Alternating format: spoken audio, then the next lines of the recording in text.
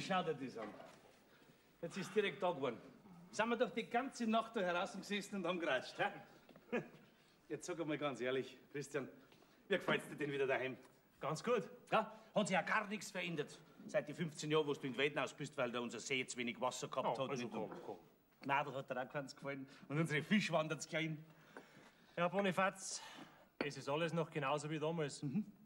Bloß Vater und Mutter sind gestorben. Ja, und jetzt bist halt du Fischermeister von St. Peter am See. Prost, Seebär. Prost, Spitzbub.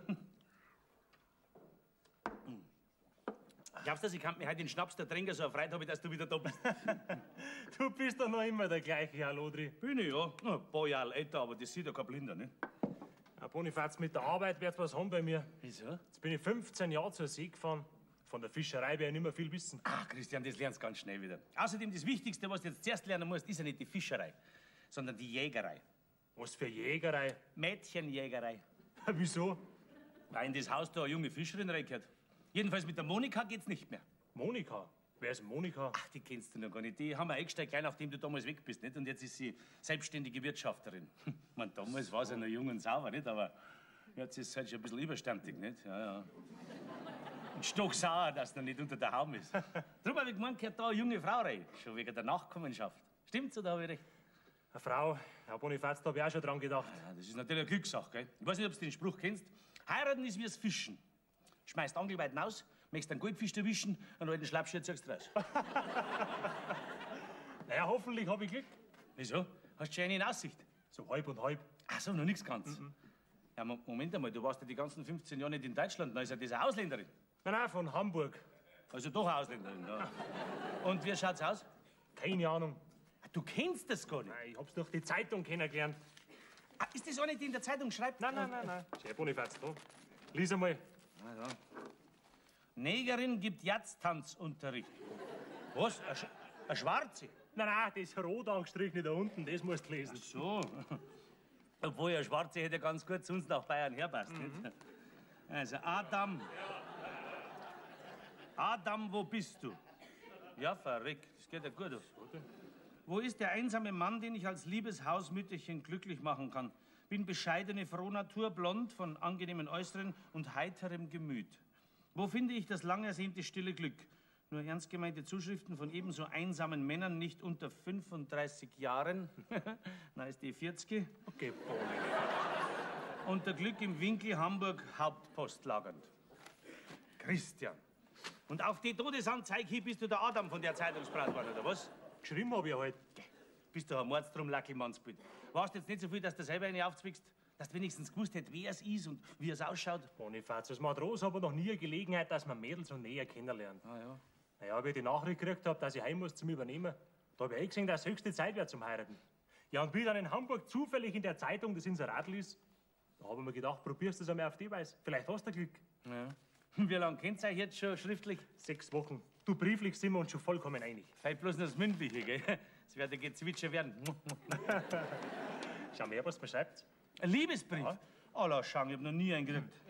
Und somit, mein lieber Bayernbub. Bayernbub. Ja, pfui Teufel. Was denn? Bayernbub. Und somit, mein lieber Bayernbub, wollen wir gegenseitig keine Bilder austauschen und es dem Schicksal überlassen, ob wir füreinander bestimmt sind. Ja. Die Schirch wird nachtfinster, das keine Bilder aus der... Pass auf. Ich werde dir sicher gefallen. Freilich. Und auch du wirst mich nicht enttäuschen, das fühle ich. Und so weiter und so weiter. Die fährt ja einen schmusgleich Waggonweis her. Lachen müsst ihr, wenn das so eine alte, verliebte Henne war. Ja, das glaube ich nicht. Du, ich kann mir's direkt vorstellen. Ja, wie? Naja, so 25, 30. Geboren? Ja, alt. Ja, alt. Nett, mit einem lieben Gesichterl. Weißt du, wo man sich auf die Nacht schon gefreut, wenn man in der Früh... Einen Kaffee ans Bettel hinbringt, nicht, ja. Bonifaz, weißt du, so eine richtige, tanzige Person. Ja, genau so stellen wir sie auch vor. Bloß glaube ich halt, dass das von uns zwei eine Wahnvorstellung ist. Das wird ja bald rausstellen. Wieso? Wann hast du denn dein erstes Rendezvous mit der Unbekannten von der Elbe? Ja, sie kann jede Stunde eintreffen, wie es mir geschrieben hat. Das muss man doch sagen. Muss ich mich rasieren, muss mich kämmen, damit ich einem Bayern-Bub ähnlich schaue, nicht? Wenn es noch keine Ausländerin wäre. Das ist doch keine Ausländerin, Bonifaz, die ist doch von Hamburg. Ja, schlimmer, da ist der Preis hin. Nein, du, unter denen gibt's auch Unterschiede, Ja, gell? Gott sei Dank. So, Bonifaz, jetzt geh ich mal zum Fischen. Ja, ich muss einmal probieren, ob ich es überhaupt noch kann, nicht? Ja, das tust. Also dann, vierte dabei, Bonifaz. Vierte, sagt er. Petri Heil heißt das. Petri, Dank. Der weiß ja gar nichts mehr.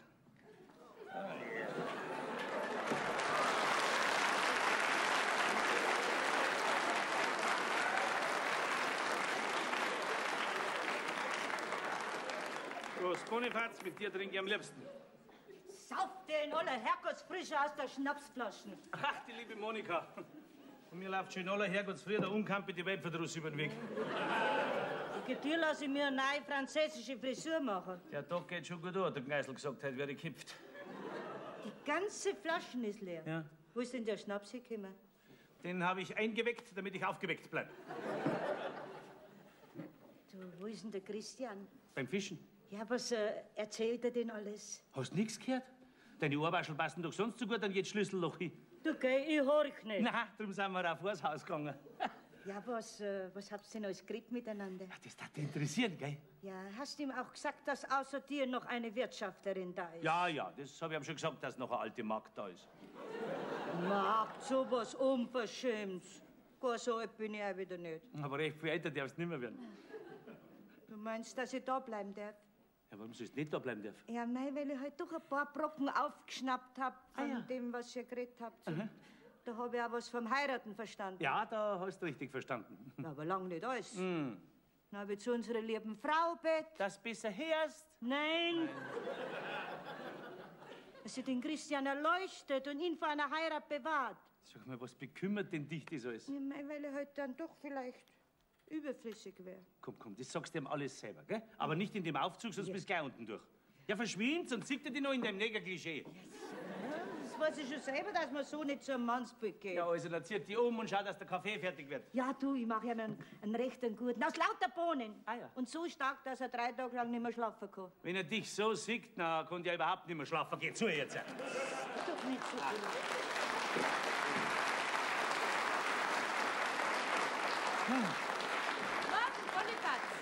Jesus, die Wirtin von der Seerose. Schafe zur Linken wird Freude mir winken. Was kriegen wir denn? Hast Forellen? Na, du bist lustig. Im Frühjahr habe ich 10.000 Stück eingesetzt. Wie viel brauchst du? Ja, so 10 Pfund könnte ich brauchen. Gut, ich schicke das dann Mittag runter, gell? Ist schon recht. Ah, heute mal. Die Flaschen Schnaps, die musst man lassen. Das ist nämlich ganz was Feins. Ja? Ich hätte auch ganz gerne mal ganz was Feines probiert. Du, ein Glas leer, dann kriegst du einen. Schau den Zufall an, da stehen 2. Eins für dich, eins für mich, für dich, für mich. Und so weiter und so fort und so weiter und so fort. Nix und so weiter. Nix und so weiter. Auf dein Wohl. Prost. Prost. Ah, ist ja ganz was anderes. Das fließt hinunter wie Öl. Magst du noch einen? Nein, du, geht nicht. Ich muss jetzt erst deine Fisch umbringen. Schau, sonst hau ich ja wieder neben hin. Das geht nicht. pressiert nicht so, lass nur ein bisschen leben. Ich brauch's erst Mittag. Hast du auch wieder recht. Also na, der Geist ist willig, aber das Fleisch hat Durst. Du, Bonifaz, kann man dich was fragen? Ja, probierst du das heute mal. Ich hab gehört, der Christian ist gestern gekommen. Ja, da hast du richtig gehört. Was meinst du jetzt? Will der die Fischerei von seinem Vater übernehmen oder möchte er verkaufen?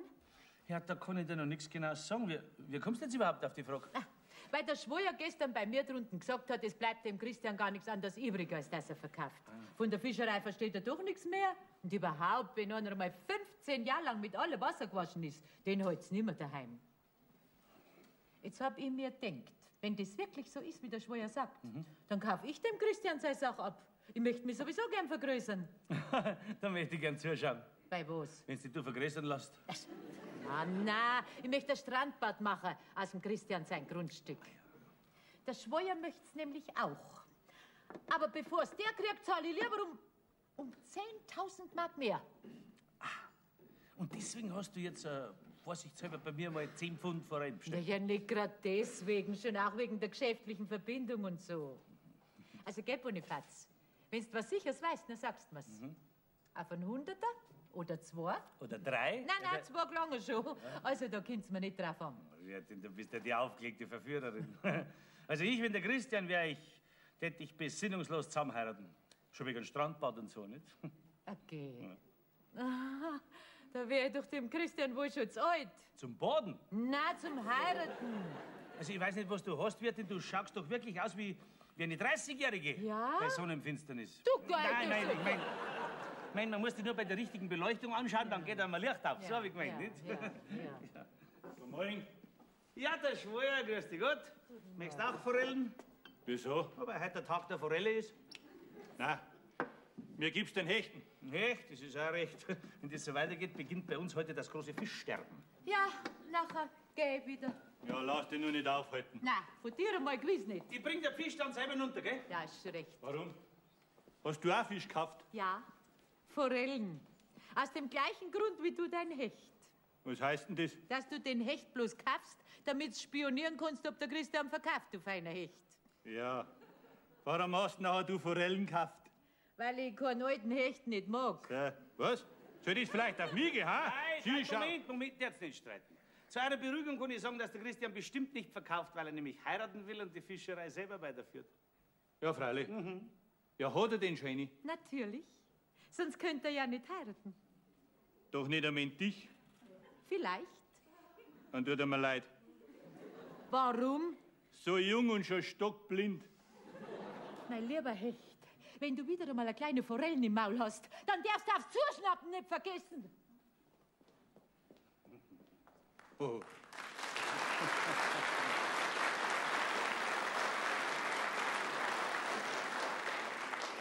Was sagt's? Kleine Forellen? Meinen Sie sich damit selber? Na, sie ist schon mehr ein bemooster Karpfen. Heute ist es nichts für die. Das ist ganz was Feins. So. Du, Bonifaz, Ja, stimmt das? Mit dem Christian und dem Heiraten? so viel ich gehört habe, ja. Oder Schöni? So halb und halb. Kennst du meine Tochter? Du, ich weiß nicht einmal, dass du eine hast. Naja, die war jetzt die letzten 10 Jahre, seit meine Frau gestorben ist, bei meiner Schwester. Ach so, drum. Ja.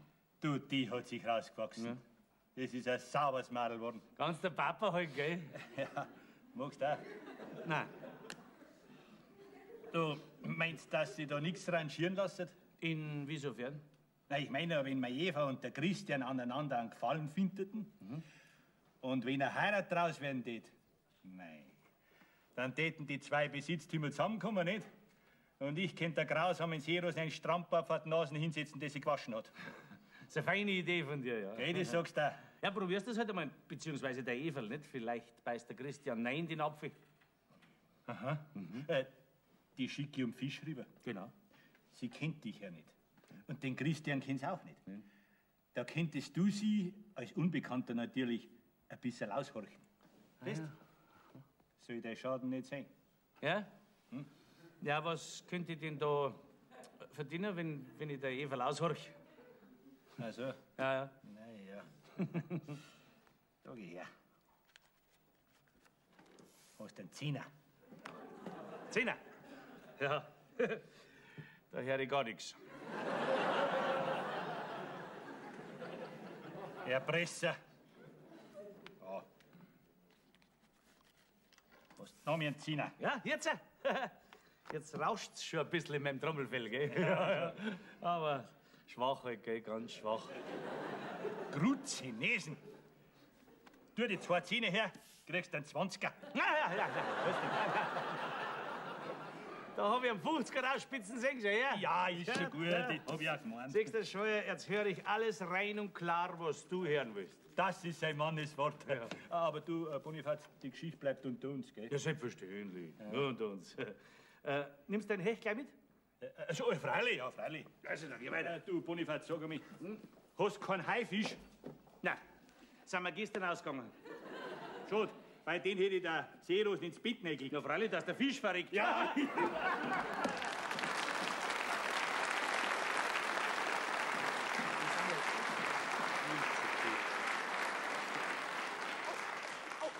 Ja, gleich sind wir's.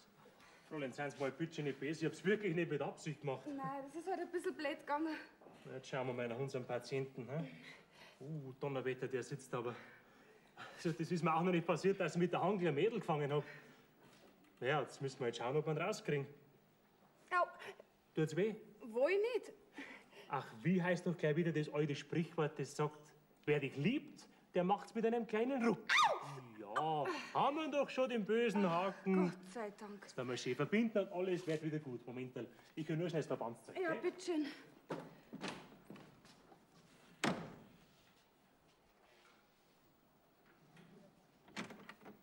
So, Fräulein, haben wir schon. Bitte schön, setzen Sie einer wieder her. So, jetzt haben wir Jod aufs Bibeli drauf, gell? Ja, das wäre Brenner, aber das muss sein. So, ja, ist doch gut. Jetzt tut's doch nicht mehr weh, gell? Na, So, jetzt haben wir noch ein Pflasterl drauf. So, und jetzt machen wir schön Heile, Heile Segen. 7 Tage Regen, 7 Tage Schnee. Und jetzt tut's doch schon nicht mehr weh. sie ist so klein, bin ich eigentlich auch nicht mehr. Wie heißen Sie eigentlich? Eva, Also Eva, ich wollte ja eigentlich mit der Angel eine Forelle erwischen, aber was aber? naja, in dem Fall, da verzichte ich auf die schönste Forellen. Gangelt haben sie mich, kochen darf es mir voll nicht. Sind Sie von St. Peter? Ja, aber ich bin erst vorgestern heimgekommen. Ich bin heuer das erste Mal da, in Ferien, bei meinem Vater. Aha. Kennen Sie meinen Papa? Nein, ich bin nämlich erst gestern gekommen. Ach so, zur Erholung. Ja, so was Ähnliches. Da haben sie sich aber auch wirklich ein schönes Platzl rausgesucht. Da möchte ich auch wohnen. Dann wäre das Platzl noch mal so schön.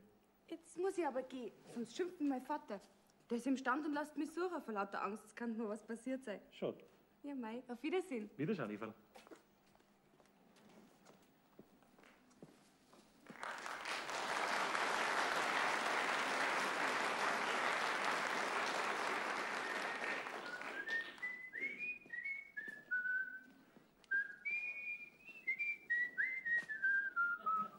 Ah, bist du schon wieder da? Jawohl. Hast du was gefangen? Ja. Meine Forelle? Nein. Ein Hecht. Nein. Ja, was denn dann? Pass auf, Bonifaz. Ich bin am See unten beim Fischen. Das ist ja logisch, im Wald draußen erwischt ja nichts, nicht? Da sehe ich, wie mein Schwimmer ins See hinausgeht. Naus schwimmt, schau. Ein Schwimmer geht nicht, der hat ja keine Füße. Hast gleich richtig angerissen. Ja, und wir? Und stell dir vor, du, da höre ich, wie jemand voller Schmerz aufschreit.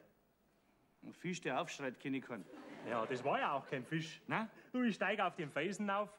Was meinst du, was ich sehe? Die Lorelei. Blub, blub, blub. Ja, du fast. Ein Mädel steht im Wasser und hat mir Angel im Oberarm. Ja, die ist mir buchstäblich reingeschwommen und ich hab's mit der Angel gefangen. Ja, was nicht alles gibt, gell? Ja. Ja, ist jetzt das die ganze Geschichte oder kommt da noch was nach? Das ist vorläufig alles. Ich meine, aber du hast dem Goldfisch ein bisschen zu tief in die Augen geschaut. Was hat denn der Goldfisch für Augen? Grüne, braune, blaue, graue? Du, ich glaub braune. Braun. Schön. Ich hol jetzt die Angel, Bonifaz. Müssen wir schauen, dass wir es wieder richten. Ja. Der hat eine gefangen. Die hat bei uns im See Bott. Das ist keine hiesige. Nein, das ist keine hiesige. Du, Bonifaz. Ja? Ja, wie schaust denn du aus? Die kennt man ja gar nicht mehr. Wie du schaust. Ja. Meinst du, das jetzt dem Christian gefallen? Ja, du bist gut selbstverständlich. Wenn man die so anschaut, dann muss man sich direkt beherrschen, dass man dir nicht rettungslos verloren ist. Ach Gott, was du wieder denkst. Doch. Ist der Christian schon da? Ja, der ist da. Hat er was gefangen? Ja, ein Prachtexemplar. Na, wer den Fisch gleich braten? Nein. So eine große Pfanne hast du nicht, dass du den Fisch bauen kannst, den der Christian auch gefangen hat. Okay. Ist er Hecht? Nein, es ist mir ein Goldfisch mit rehbraune Augen. Hä? Ja, komm, koch was anderes. Den Fisch isst der Christian bestimmt nicht. Warum? Weil er sich den wahrscheinlich zur Zucht aufhebt. Ja, was soll ich dann kochen? Gotchi. Es ist doch nicht schwer. Was? Guckst einfach einen Rahmstrudel, nicht? Ja, freilich, weißt denn du gern magst. Genau, jetzt marsch in die Küche, gehen wir. Man darf nicht zu nett sein zu den Weiberleuten, sonst bleiben sie hängen. Jetzt schauen wir mal, ob wir die Angel wieder reparieren können. Naja, solche Fische, die du fangst, ist halt kein Angelzeug aus. Da schau, du musst einen doppelten Knoten nehmen. Siehst du? Ah ja. Übrigens, weißt du, wer heute schon alle da war bei uns? Wer? Die Wirtin von der Seerose und der Wirt vom Hecht. Und alle zwei wollten sich bei mir so durch die Fische erkundigen, ob du nicht vielleicht verkaufen möchtest. Ja, kommt da gar nicht in Frage. Hab ich ihnen auch gesagt, dass das sind. Moment einmal, Seerosen. Muss ja die Forellen herrichten, vielleicht gibt's wieder einen guten Schnaps. Seerosenschnaps, Forellen. Forellenschnaps, Seerosen. Seerosenschnaps, Forellen.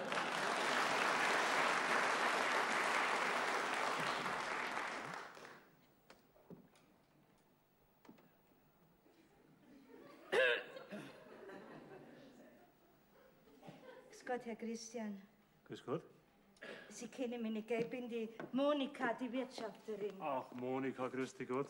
Du warst gestern leider schon im Bett, wie ich heimgekommen bin. Ja, leider. Gefällt's ja nicht da. Gell, sauber ist alles. Ja, Monika, sehr schön, wirklich, sehr sauber. Ich danke dir schön, dass du das so hausmütterlich versorgt hast. Ja. Ich werde mich schon erkenntlich zeigen. Jesus, Jesus, genau wie der Vater. So hat er ausgeschaut damals, wie ich hergekommen bin als junges Mädel. Der Gang und die Figur. So. Wenn ich es einer sag. Also unter uns gesagt, solange ich da bin, können Sie sich eine Frau sparen. Ja, und das tät mich schon recht freuen, wenn ich für Sie noch recht lang sorgen dürfte. Ja, aber natürlich, Monika. Dankeschön, Herr Christian. Bitteschön.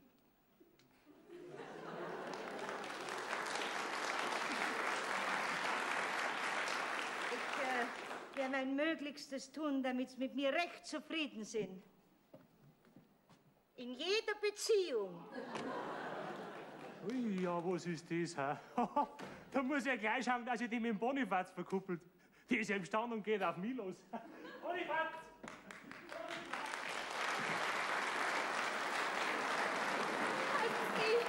Wenn das 10 Minuten vom Bahnhof sind, fress ich aber am Besen samt Raumpflegerin. Nix für ungut, meine Dame. Aber wir sind ja schon da, vom Poltner seiner Hirwa. Herwa, was das denn? Na, das Haus da, wo Sie hinwollen. In dem Anwesen logiert der Christian Pointner. Aha. Sie, sagen Sie mal, was ist das eigentlich für ein Mensch? Ja, da bin ich überfragt. Der Christian soll 15 Jahre Seeräuber gewesen sein. Und ist erst letzte Nacht heimgekommen. Ach nee, was Sie nicht alles wissen? Naja, als Heimatkünstler und Backträger ist mir auch gut informiert. Wenn Sie mal einen speziellen Auftrag für mich haben, gieriges Fräulein, der Schlurmusserwastel ist gern zu Diensten. Karte genügt, komm ins Haus, gleich bin ich da. Naja, nun mal sinnig. Was macht nun Ihr Trägerlohn? Naja, geradeaus 5 Mark, weil Sie sind. Bitte schön. Dankeschön. Ist noch was? Ja, Sie gefallen mir fein. Sie mir auch. Aber nun tschüss, mein Lieber. Tschüss, hat's gesagt. Die fliegt auf mich. Also nachher, tschüss. Nee, diese Seppels. Ist gut? Guten Tag. Bin ich hier richtig bei Herrn Christian Pointner? Ja. Ich bin Martha Petersen aus Hamburg. Ach so? Der Ort hier, der heißt doch St. Peter, nicht? Ja. Ach, glänzend. Und ich komme aus St. Pauli. Das ist ja, ja. Ach, sind Sie etwa selbst, Herr Pointner? Ja. Nein. Nicht? Nein. Aber Sie gestatten, dass ich mich setze, ja? Ja, bitteschön.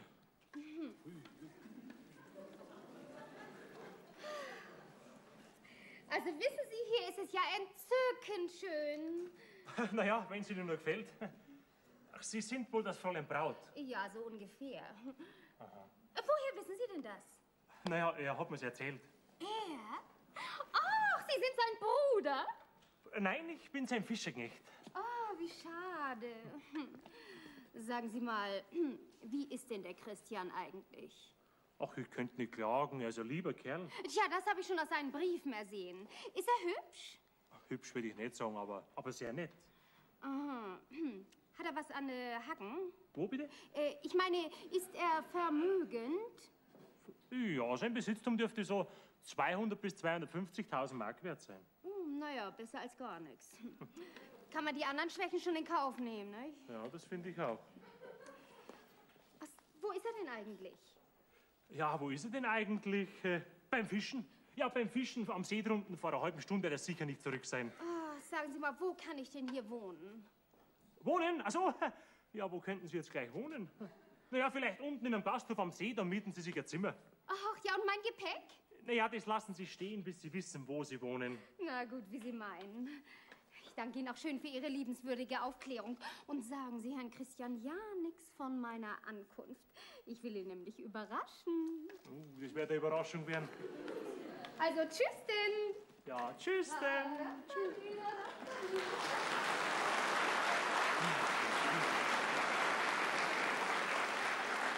Da habe ich aber sauber angefangen. Bonifaz! Bonifaz! Ja? Mensch, komm! Ja, ich bin schon da. komm halt ein bisschen schneller. Ja, da reden wir so schon. Du Bitschen, da rennt die Fall wirklich nicht, gell? Da brauchst du auch keine Angst haben bei mir. Was ist denn? Meine Zeitungsbraut ist gekommen. Ja, gratuliere. Mit der ganzen Familie. Ja, sie ganz allein. Oha. Ja, und wie schaut's aus? Allerdings nicht so, wie ich mir vorgestellt habe. Auwe. Ja, dann kannst du das wieder heimschicken. Bonifaz, unanständig kann ich doch nicht sein. Sie kann doch nichts dafür, dass es mir nicht gefällt. Ja, schon, aber was jetzt? Nein, schau, Bonifaz, ich hab mal gedacht, du sollst mir jetzt vertreten. Was? Bonifaz, du, wie ich dich gesehen hab, da hab ich gleich gewusst, das ist keine Fischerin für mich. Keine. Für St. Peter schon gleich gar nicht. Peter auch nicht. Wie es dann gefragt hat, wo der Herr Christian Pointen ist, habe ich gesagt, er ist unten am See beim Fischen und kommt erst in einer halben Stunde zurück. Und ich hab mir jetzt ein Fischerknecht ausgegeben. Nette Geschichte, nett, ja. Und wer soll dann der richtige Herr Christian Pointner sein? Naja, wer schon? Du natürlich. Ich? Ja. Ha, du, wenn mich die sieht, dann geht er jetzt zu Fuß nach Hamburg zurück. Ja, so hätte er mir es ja vorgestellt, nicht? Du bist der gescherte Ruben, macht er jetzt auch Nein, selber. Bonifaz, Das ist schlecht, da stinkt er noch und wenn er mal stinkt, dann mag ich nicht mehr. Lass aus, Bonifaz. So geht's ja nicht. Bonifaz, das ist doch die einzige Möglichkeit, dass wir die wieder weiterbringen. Drum bitte ich dich, spiel du von jetzt ab den Herrn. Haha, du hast schöne Sachen gelernt davor, sehe du. Weißt du ja ganz bestimmt, dass wir die Quiz wieder weiterbringen? Naja, du musst ja gleich von Anfang an recht mürrisch sein zu ihr. Mürrisch? Ja, das wenigste, das bin ich von Haus aus. Ja. Aber so, Was denn? Pullover, da Ach brauchst so, du ja, was, da natürlich. brauch ich was. Du brauchst mein Gewand. Darf das Westel nehmen? Ja, das ist gut. Schlupf rein. Mit dem Kopf musst du zuerst rein, gell? Gut, dass du mir sagst, ich war mit den Füßen nicht gerumpelt. Nein, der macht Geschichten her, noch keinen Tag da. Geht schon. Verheerend. So, jetzt ist der Seebär fertig. Ja, Seebär fertig. Was ich alles machen muss da. Also, wo ist jetzt der Tatzelwurm, der grausame Turn her? In jedem Moment kommen. Ja. Gut. Was? Okay, inzwischen nur zum Rasieren, ne? Nein, Bonifaz, das darfst du nicht. Ach so, ja, da bin ich wieder zu fest. Ja, das Vergiss geht nicht, du bist jetzt der Christian Pointner und deine Braut heißt Martha. Und Bonifaz, wenn sie kommt, dann musst du sie gleich mit du anreden, klar? Ja, völlig klar, ich bin ja kein Depp. Nicht? Guten Tag. Ui, schon da. Na, ist jetzt der Herr Pointner da? Ja, hier steht er. Oh, guten Tag, Christian. Ja, grüß dich, Maria Magdalena. Wie bitte? Nicht. Ich heiße Martha. Ja, freilich heißt du Martha, aber du hast mich jetzt momentan so verwirrt, dass ich alles durcheinander gebracht habe. Du bist ja ein Netzmädel. Ach, machst mich leiden. Ja, ich schon. Ich schon. Ja, du bist ja auch ein heißer Typ. Was, das gehört sich an dir scheiße lieb. Du mit der, was ist denn? Du musst doch recht mürrisch sein zu ihr und mir. Mir musst fortjagen. Ja, ich kann aber auch sehr mürrisch sein. Ja. Kann erst jetzt gleich singen. Was ist denn mit dir? Wieso? Ja, was stehst denn da rum wie ein Aufgeh an der Arbeit? Ich geh ja schon her. Also. Du sag mal, hat er dir was getan? Der hat mir einiges der getan. So, jetzt hast du gesehen, wie es bei uns geht und steht. Nicht? Jetzt gehe ich wieder an meine Arbeit. Ja, aber Christian, du wirst mich doch wohl nicht stehen lassen. Nein, aber sitzen. Ich meine, da kannst du hier sitzen auf die Bank. Geh nicht zu. Ah, Christian. Sag mal, Christian, kannst du dir gar nicht vorstellen, dass ich von der Reise müde bin und vielleicht Hunger habe? Ja, das kann sich der Bonifaz schon vorstellen. Bonifaz? Bei mir daheim, da haben sie immer Bonifaz gesagt. Nicht? Ich habe 2 Namen. Christian Bonifaz, ich allein. Das ist ein Ding. Das ist ein Ding. Ach, du weißt du was? Bonifaz ist ja noch viel schöner als Christian. Ah, ja. Das kann man so schön abkürzen in Bonnie. Ja, Zirkus Bonnie. Also, mein lieber Bonnie, willst du mir nicht ein bisschen was zu essen bringen? Ja, auf das geht's jetzt auch nicht mehr drauf. Schau mal, ob ich was finde. Gell, warte einen Augenblick. Oh Mann, ich werd nicht wieder. Entsetzlich, wenn man gezwungen ist, einen Mann zu heiraten, der ein Bauer ist, wie er im Buche steht. Ja, hoffentlich vergeht jetzt bald der Appetit auf den Bayern-Bub. Jetzt schau her, Maus, jetzt hab ich was. So, da hast du jetzt Wurst. Da hast du Brot. Jetzt iss. Giddigit. Ja, soll ich denn mit den Fingern essen? Ja, freilich, da schmeckt's am allerbesten, glaub mir's. Oh ja, wie schick. Gell? In der einen Hand Wurst, in der anderen Brot. Oh, ich bin direkt verliebt in diese Sitten und Gebräuche. Bonnie, mein lieber Bayernbub, ich danke dir, dass ich durch dich den Weg zur Natur zurückgefunden hab. Och, mein Lütten Schiedbüdel. Siehst du, das hätte ich jetzt wieder nicht geglaubt, Was denn, Bonnie? dass du so widerstandsfähig bist.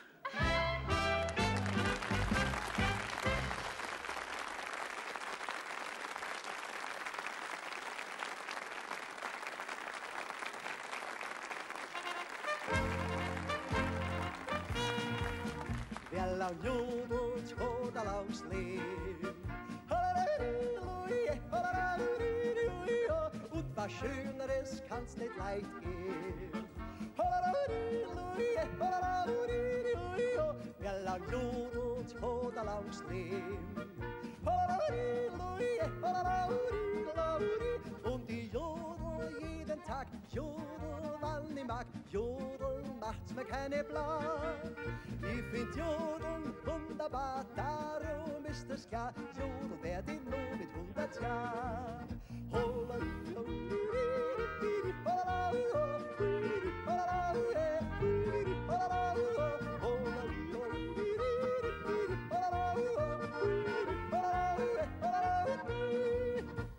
Früher schon, wenn ich aufsteh und zum Fenstern ausseh, kommt mir schon der erste Jodler aus.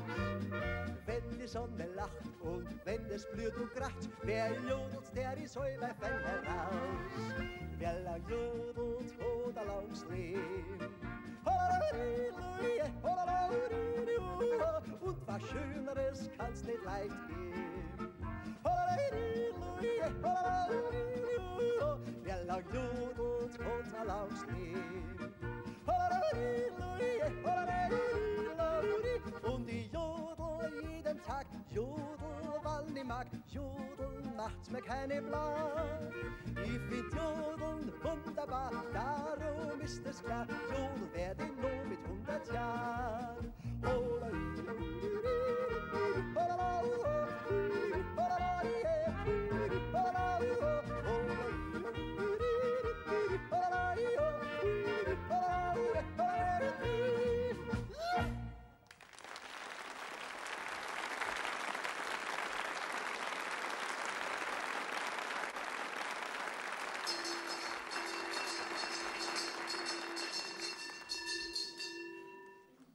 Wie soll denn die Komödie weitergehen, Herr Christian? Was für ein soll das nehmen? Das überlasse ich dem Bonifaz. Ja, der ist gerade der Rechte. Der bringt das Frauenzimmer nicht weiter. Im Gegenteil. Das verkappt in sie wie eine Affenmutter in ihr Jungs. Oh, Monika, so arg ist doch auch nicht. Oh, Frauenzimmer ist ja sauber, dass mir direkt neidig sein könnte um die frisch angeschmierte Larven. Mag sie halt noch? Na, das braucht's bei mir nicht. Bei mir ist alles Natur. Ja, froh bin ich erst wieder, wenn sich die Parfümnatter verrollt hat. Natter ist gut. Das ist schon mehr ein Papagei. Schöne Federn hat er ja, der Vogel. Hoffentlich frisst ihn bei Katz. Verlass dich drauf, Monika. Der Bonifaz, der bringt schon weiter. Ja, hoffentlich. Und wenn er versagen sollte, dann werde ich der Schlange den Kopf zertreten. Einverstanden. Wenn es gar nicht anders geht, dann mache ich einen heiligen Gabriel. Mit dem flammenden Schwert, ha? Na, mit dem nassen Putzlumpen. Oh ja, weiß, Monika.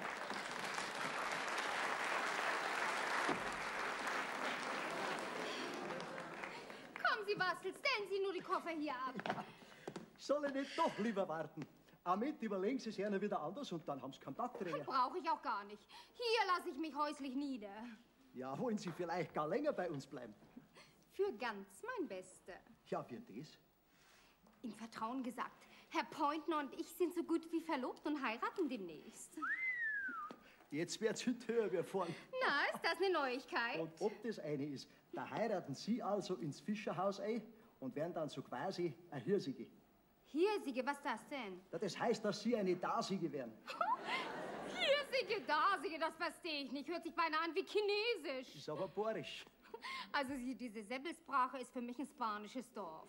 Wenn Sie aber da bleiben im Sinn haben, dann müssen Sie doch ein bisschen borisch lernen, sonst wären Sie ja nie eine Hirsige. Ja, dann müssen eben Sie mir die ersten Urlaute beibringen. Sie sind doch ein waschechter Seppel, mein lieber Bastel. Los, kommen Sie. Fangen wir gleich an mit der ersten Lektion. Wenn wir in den Urlaub fahren zu dem wilden Bayou waren, dann begrüßen uns die Seppels mit Juchhe. Ja, wir jodeln und wir schnakeln, platteln, Dormer, Fingerhakeln. Bei uns ist was los in St. Peter am See. In St. Pauli. In St. Peter. Ja, da tut sich allerhand. Für die Fremden dorn mir Fenstern mit der Leiter an der Wand. Geht ein Mädel von der Alster abends auf ne Bummel aus. Und der Bub in Lederhosen und begleitet sie nach Haus. In St. Pauli. In St. Peter. Da verliebt man sich ganz schnell. Und das Liebesbarometer dreht sich wie ein Karussell.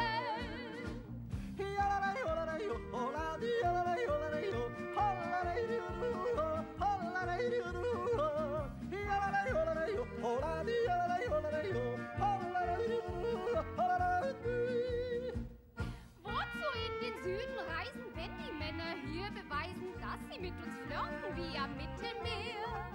In der Bibel steht geschrieben, du sollst alle Preisen lieben. Das ist unser Reim für den Fremdenverkehr. In St. Pauli. In St. Peter. Da sind alle Menschen froh. Jeder Preis ist uns willkommen und sein Gerstl sowieso. Ja, man zahlt für das Vergnügen und fühlt reichlich sich belohnt. Ja, wir kennen schon die Preise und sind auch nicht hinterm Mond. In St. Pauli. In St. Peter. Ist der Nepp ganz aktuell.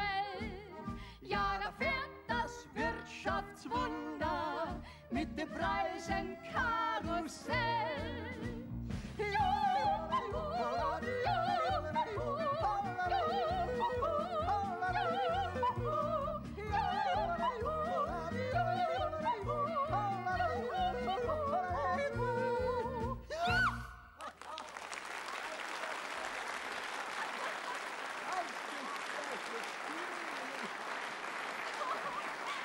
Jetzt muss ich mich aber endgültig um meinen Bräutigam kümmern.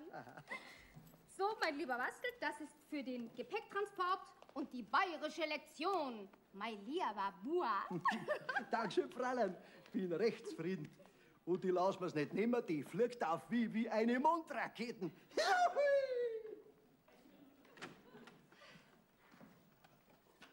Ja, Mausilein, möchtest du wieder heimreisen, ja? Aber im Gegenteil, Bonnie. Da bleiben will ich. Geh herauf, du wirst doch nicht... Natürlich, du wirst doch wohl ein Zimmer für mich haben, oder? Ein Zimmer? Nein, das geht nicht. Wieso denn nicht? Ja, weil, wegen der Sittenpolizei. Ach, was heißt denn hier Sittenpolizei? Du, vorerst bin ich für alle Sittenapostel ein Sommergast und habe das Recht, mich einzumieten, wo es mir passt. Ja, ich hab bloß gemeint, dass der Bartag vielleicht noch im Gasthof drücken bleibst, bis wir alles schön hergerichtet haben für dich, nicht? Weil der Maler. Ach. Der Maler kommt morgen, ja, und übermorgen der Tapezierer. Und in 3 Tagen der Kaminkehrer, der macht wieder alles voll Dreck, können wir wieder von vorne anfangen. Der Mausi, das kann Monate dauern, nicht? Ach, Bonnie, ich will doch hier ländlich, sittlich wohnen, ohne alle Umstände. Komm, und nun zeig mir schon mein Boudoir. Das find's gleich, das ist hinterm Haus, ein Herzl ist an der Tür. Oh, Bonnie, ich meine doch mein Zimmer. Die hört nicht auf mit ihrem Zimmer. Monika! Ja? Komm mal raus, bitte. Was gibt's denn? Ach, will das gnädige Fräulein am Ende gleich gar wieder abreisen? Nein, im Gegenteil, da bleiben möcht's.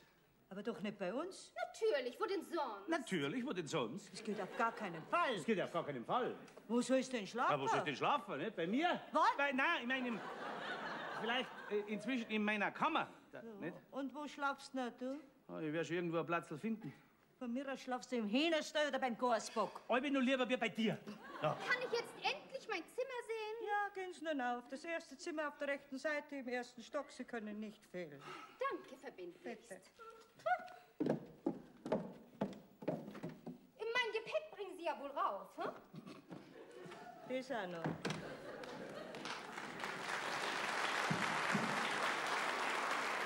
Jetzt sind wir ja soweit. Jetzt ist der Marder glückselig im Haus. Martha heißt's, nicht Marder. Für mich ist ein Marder. Und für mich ist eine Martha. Kann mir ja sagen, ob du so schlau bist, dass du das wieder da hinbringst, wo es herkommt. Jetzt geht's ja. Das Gepäck bringst du ja wohl hinaus. Oh, herrlich, dieser Ausblick. Einfach herrlich. Wie im Paradies. Gell? Ja, ich bin der Adam und du bist die Eva. Und ich bin der Erzengel Gabriel. Bonnilein, Ja. bitte bring mir doch meine Koffer rauf, ja? Wieso rentiert sich das? Musst du nicht wieder mal heimreisen? Aber Bonnie, ich bin doch so froh, dass ich diese herrliche Gegend und dich gefunden habe. Ja? Naja, du musst dich doch auch nach deinen jahrelangen Seereisen wie im Paradies fühlen.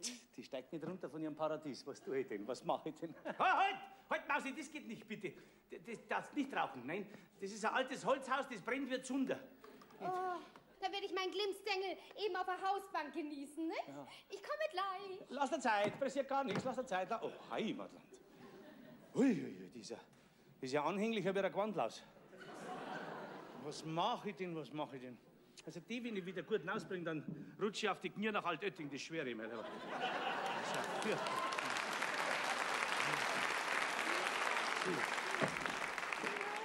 Schatz, da bin ich. Ja, da bist Komm, du. wir halten einen kleinen Klönschnack. Ja, Schnacken gibt's nur bei uns am See drin. Komm, setz dich zu mir und erzähl mir von deinen Seemannsabenteuern. Ja. Zigarette? Ja, da eine her. So. Hast du Feier? Aha, Moment. Bitte? Aber brauchen wir nicht, ne?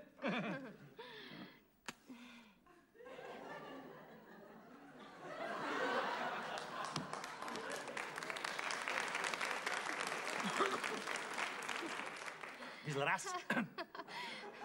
Man merkt doch gleich, dass du ein alter Seebär bist. Warum? Naja, weil du keine Zigaretten rauchen kannst. Matrosen priemen doch. Das kennst du doch bestimmt auch, Prim, nicht? Alle, Prin am Chiemsee. Da war ich mal als Fischer genäht. Oh, Bonnie, ich meine doch Prim, Kautabak. Ah, den habe ich auch mal geraucht, aber nie mehr. Da ist mir so schlecht geworden. Mach ich nicht mehr. Du, Bonnie, darf ich mal ein bisschen indiskret sein? Ja, von mir aus. Sag mal, wie viele Frauen hast du schon auf deinen Weltreisen geliebt? Auwe. Ach los, nun stell dich doch nicht so an. Weißt du, ich möchte gar keinen Mann, der keine Erfahrung hinter sich hat. Und was ist los? Nun mal raus mit der Sprache, du kleiner Schäker. Du, wie sahen die Derns aus? Ja? Schwarz, braun oder gelb? Bunt. Ja, ich habe einmal eine schwarze gehabt und dann habe ich einmal eine gelbe gehabt. Oh, klasse! Ja. Du, wer war die Schwarze? Die Schwarze, das war eine Bauernstochter von Kochel. Und die Gelbe? Die Gelbe wiederum, das war eine Fischerstochter von Seeshaupt. Ach, war die gelb? Ja, gruselgelb. Die hat Gelbsucht gehabt im höchsten Stadion. Oh, du Tünbüttel, du! Ich meine doch exotische. Die? Ja, nein, da bin ich nie hingekommen. Das haben wir die anderen immer schon vorher weggeschnappt gehabt. Sag mal, hast du nie in der Südsee geliebt? Da ist mir nichts bekannt. Ne? Ach, die Südsee, die muss doch herrlich und groß sein. Ja, was glaubst du? Die ist ja riesengroß. Die ist ja gut dreimal so groß wie der Starnberger See. Na, das dürfte wohl nicht reichen, nicht? Ich glaub schon fast selber. Es kommt kein Mensch. Es kommt kein Mensch. Niemand. Na nu, du bist plötzlich so stumm, Liebling. Ja, das habe ich von meinen Fisch. Komm, nur erzähl mir doch von deinen Weltreisen, von deinen Abenteuern. Ach, du, ich schwärme für Männer, die was erlebt haben. Ja. Du, sag mal, hast du schon mal Schiffbruch erlitten? Schiff? Ja, im Chinesischen hinten. Jetzt ist mir alles wurscht. Gott, oh Gott, du musst ja viel ausgestanden haben. Ja, das kann man gar nicht erzählen. Das war die fürchterlichste Nacht meines Lebens. Bloß gut, dass ich fest geschlafen habe. Tja, und wie kam das zum Schiffbruch? Das Schiff? Das Schiff ist in der Mitte ist das Schiff auseinandergebrochen. Ein Teil ist da hingefahren, der andere ist da hingefahren. Ich war in der Mitte allein, weil da. Ha, während eines Taifuns? Nein, während ich geschlafen habe. Ne? Da muss doch der Depp vom Kapitän in den Nagel nicht gefahren sein, ne? Sonst gibt es... Jedenfalls, wie ich aufgewacht bin, war ich im Wasser drin gelegen. Ja, fürchterlich. Sag mal, und wie bist du gerettet worden? Ja, bin ich gerettet worden. Ja, ich war ja tagelang in dem nassen Wasser drin da. Ja. Hab schon ausgeschaut wie eine Wasserpflanze. Zwischen die Finger habe ich schon Schwimmhäute gehabt, so lange war ich da drin. Aber meine Rettung war dann, kam plötzlich eine Welle und schmoss mich an Land. Da war ich dann los, da war ich dann bewusstlos, nicht? Ja. Ja, und denn? Ja, dann bin ich wieder aufgewacht. Und wie ich aufwacht, liege ich unter lauter Palmen. Lauter Palmen waren da und auf die Palmen drum, da waren so kleine Afferl, Die haben mit den Kokosnüssen Ball gespielt, hinüber, herüber, haben die gespielt und einem so ein Aff kommt so eine Kokosnuss aus und fällt mir direkt aufs Hirn auf. So ein Aff. Seit der Zeit kann ich mich an nichts mehr erinnern. An nichts mehr.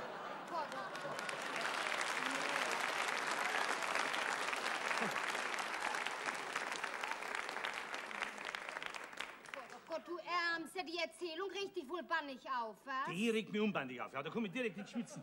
Aber es macht nichts, ich muss jetzt an meine Arbeit wieder gehen. Och, nix da, Bonnie. Du wirst dich doch bei diesem herrlichen Wetter einmal mir widmen. So. Naja, als angehender Bräutigam, da kannst du schon ein bisschen was riskieren. Ja, dann müsst ihr zuerst meinen Fischerknecht fragen, hä? Nein, kein wirst du fragen. Weißt du was, Bonnie? Wir machen heute einen Spaziergang durch St. Peter und zeigen allen Leuten, wie glücklich wir sind. Ja, muss das sein? Ja, das muss sein. Ja. Und dann, Bonnie, da muss ich dich noch um etwas bitten. Ja, das ist schon wurscht. Aber sei mir bitte nicht böse. Ja. Weißt du, es ist mir sehr unangenehm. Oh nee, das ist aber auch reinweg zu dumm. Weißt du was? Ich habe bei meiner Abreise meiner Bank in Hamburg den Auftrag gegeben, mir Geld zu überweisen. Ach so, und das möchtest du jetzt bei mir hinterlegen? Nein. Du stell dir vor, das ist bis heute noch nicht eingetroffen. Ei. Ja, musst du nichts denken. Unser Postbote, der ist langweilig. Dem kannst du unterm Gehschuh doppeln. Das ist ganz langweilig. Sag mal, würdest du vielleicht so lieb und nett sein und mir inzwischen den Betrag meiner Hotelrechnung vorstrecken? Ja, aber gern, Mausi. Was macht's denn aus? Ach, hier, mein Schatz, ist die Rechnung. Ja, schau her. Übernachtung mit Frühstück komplett, 2 Eier im Glas, eine Portion Schinken, ein Piccolo. No, du bist ja ganz bescheiden, nicht? Das werden wir gleich haben. Monika, schick mir einmal einen Fischerknecht raus. Ach, du Goldschatz, ich danke dir. Ist doch für mich ein Lappalie. Hast noch was zum Zahlen? Machen wir gleich, nicht? Nein. Weißt du, Geld spielt bei mir keine Rolle. Ja, das sehe ich an deiner Großzügigkeit. Ja. Was gibt's denn? Da, schau her. Jetzt gehst du runter zum Hecht und zahlst für das Fräulein die Hotelrechnung. Hotelrechnung, wieso? Ja, frag nicht lang durch, was ich da gesagt hab. Ja, aber Bonnie, du musst ihm doch Geld geben. Na, Mausi, das braucht's nicht. Der weiß ja, wo's ist. Nimmst vom Rechten vom größeren Haufen, gell?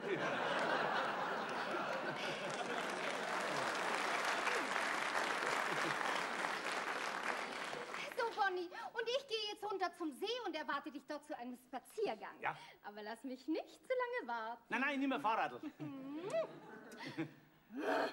Was war das? My Bonnie was over the ocean, my Bonnie was over the sea.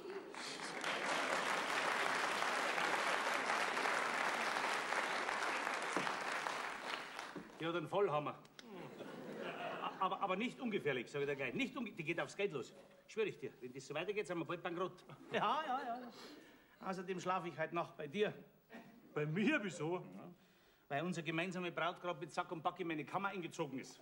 Na, jetzt haben wir die Laus im Bett, Bonifaz. Warum hast du denn das zulassen? Ja, was hätte ich denn machen sollen? Vor lauter Aufregung habe ich überhaupt nicht mehr gewusst, wo ich hinschauen soll, was ich machen soll. Ich bin schon so. Sei froh, dass mir nichts Besseres eingefallen ist. Wenn die im Hecht unten wohnen geblieben wäre, können wir bis Weihnachten nur noch Rechnungen zahlen. Lauter Rechnungen, bis Weihnachten. Christian, wenn wir die nicht bald bei guten Winden ausbringen, dann wären wir schiffbrüchig. Glaube mir, ich verstehe seit heute was von der Seefahrt. Bonifaz, wo gehst du denn hin? Wo geh ich denn hin? Wo werde ich denn hingehen? Das Gepäck von der Dame nehme ich in Beschlag. Ja, da. Wenn ich in der Pfand haben von der Hochstaplerin da. Oh!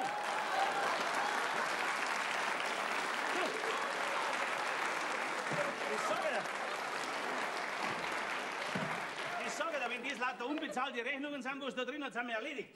Bonifaz, vergiss aber nicht deine Braut, die unterm See auf dich wartet. Ja, die kann warten, bis Plattfürs hast. Sagst, ich bin in der Südsee, Schiffbruch, auf Wiedersehen.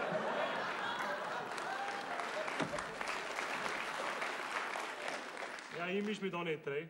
Meine Braut ist sie nicht. Grüß Gott. Ja, grüß einen Gott, Everl. Grüß Gott. Wie geht's dem Arm? Dankeschön, sehr gut. Nicht einmal Schmerzen habe ich gehabt. Darf ich den Arm mal sehen? Bitteschön, Herr Doktor. Oh ja, wunderbar ist er wieder, gell? Gell? Genauso, als wenn nie was gewesen war. Fast genauso. Und trotzdem habe ich Ängste ausgestanden. Um mich? Tja, wenn Ihnen vielleicht was passiert wäre, es wäre Blutvergiftung dazugekommen. Ich glaub, ich hätte mir das Leben genommen. Okay, war schade gewesen. Um Sie. Nein, um Sie. Dankeschön. Bittchen. Eva, muss ich jetzt zu dir Sie sagen oder darf ich zu einer du sagen? Von mir aus sagst du, weil es gar so schön betteln können. Dankeschön. Für was? Naja, schau, Eva. Weißt du, wie du gestern so mit der Angel im Arm vor mir gestanden bist, da hat mich vor einer großen Dummheit bewahrt. Und darum bin ich so froh, dass du wieder so gesund und munter bist. Freut dich das nicht? Doch, aber versteht alles nicht ganz. Dann müsstest du mir schon noch mehr erzählen. Ja, das geht jetzt nicht. Warum? Ja, weil da nicht der richtige Platz ist. Ja, dann gehen wir halt woanders hin. Gern, aber nicht jetzt. Eva, hast du ein bisschen Vertrauen zu mir? Ja? Gut. Dann treffen wir uns in einer Stunde unten in der Schiffhütte am See. Dann werde ich alles erzählen. Magst du? Vielleicht. Sicher. Bittschön. Jetzt muss ich aber gehen. Für die Eva. Für dich, du Bettelbub. Wiederschauen, Eva.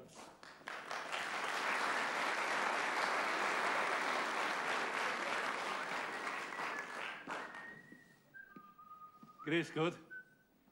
Grüß Gott. Du bist der Christian. Ja, der bin ich. Ich bin der Schwojer. Kannst dich nicht mehr erinnern an mich? Ach doch, doch, so dunkel. Ja, ja. Dunkel. Ja. Da laufst schon, dass ich mir ein wenig hinsitze. Ja, bitte schön, ja, nimm Platz, natürlich. Hätte ein bisschen was zu reden mit dir. So. Bitte? Na? Wie gefällt's dir denn daheim wieder? Oh ja, ganz gut.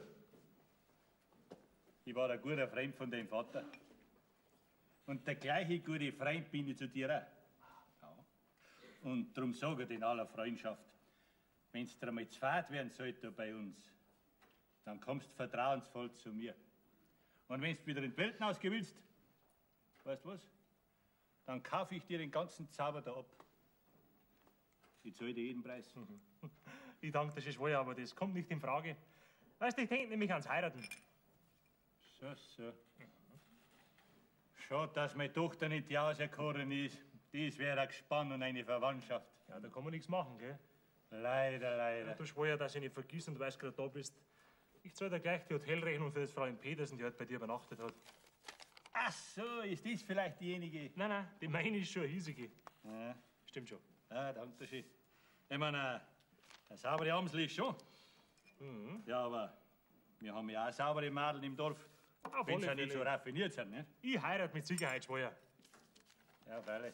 Darf man nicht fragen, wer die Glückliche ist? Fragen darfst du schon, aber sagen du das nicht. Ich möchte mich nicht gern vorher blamieren. Ah, bist deiner Sache noch nicht recht sicher? Ja, nicht so recht, das kommt halt auf die Umstände drauf an. Das ist sehr vernünftig von dir. Die Umstände sind oft sehr ausschlaggebend. Ja, du, und wenn aus der Heirat da mit der betreffenden hiesigen da nichts wird, Dann verkaufe ich mein ganzes Anwesen und St. Peter sieht mich nie mehr wieder. ist das der Ernst? Mein vollkommener Ernst. Ja. Du, Christian, kannst du mir das vielleicht schriftlich geben? Ja, schwör, das kannst du von mir aus sogar schriftlich haben. Ja, dann schreib's gleich, Christian. Was? Wo ist jetzt der Ding? Da ist ja. Hey, was ist denn los, Schreib's schwör? gleich, Christian. Da pressierst du den gar so. Ja, ich weiß jetzt, Schieber von dir, wenn du im Falle des Falles, da schreibst hinten drauf, da ist bloß nur, gell? Wenn du im Falle des Falles einem alten, treuen Freund von deinem Vater das Vorkaufsrecht schriftlich geben würdest. Ja. Und bei mir war heute die Sache in gute Hände. Also schreibst, Christian, das war mir eine rechte Beruhigung. Natürlich, schwör, weil du ein guter Freund zu meinem Vater warst. Ja, war ich. Und dass du wieder ruhig schlafen kannst, nicht? Ja. Schreibe da halt den Zettel. Ja, sei so gut. Ich, Endes Unterzeichneter, Ja, du, ja, sichere dem Gastwirt, mir, wie heißt noch mein Vornamen? ich, Peter. Peter. Ja, Peter Schwoyer von St. Peter. ja, eben drum. Ach, na bist du der Patron. Ja, und nein, umgekehrt. Für den Fall, dass aus der von mir geplanten Heirat mit der hiesigen Das ist wichtig, ja. nichts wird, das Vorkaufsrecht für meinen gesamten Besitz zu. Ja. Christian Pointner, Jetzt, ist so recht? ja, freilich, ich danke dir schön, Christian, ich danke dir schön. So, jetzt musst du mich entschuldigen, ich hab noch was vor. Ja, lass dich noch nicht mehr aufhalten. Vierte Gott Schwoyer. Und hoffentlich wirst du niemals Besitzer von meinem Eigentum. Ja, hoffentlich schon. Na ja, wenigstens habe ich ein Beruhigungsmittel in der Tasche. Mit dem mein Fischerknecht wieder. Wer? Ach, der Schwuier, grüß dich Gott. Was hast denn du da? Nix. Mit dem Christian habe ich gerade geredet. Ah ja, und was sagt er? Nicht viel. Mir hat's gelangt. Heiraten will er. Das habt ihr doch ich auch gesagt. Eine hiesige will er heiraten, hat er gesagt. Und ganz narrisch muss ihn betreffende verliebt sein. Geh herauf. Wenn er das sagt. Ja.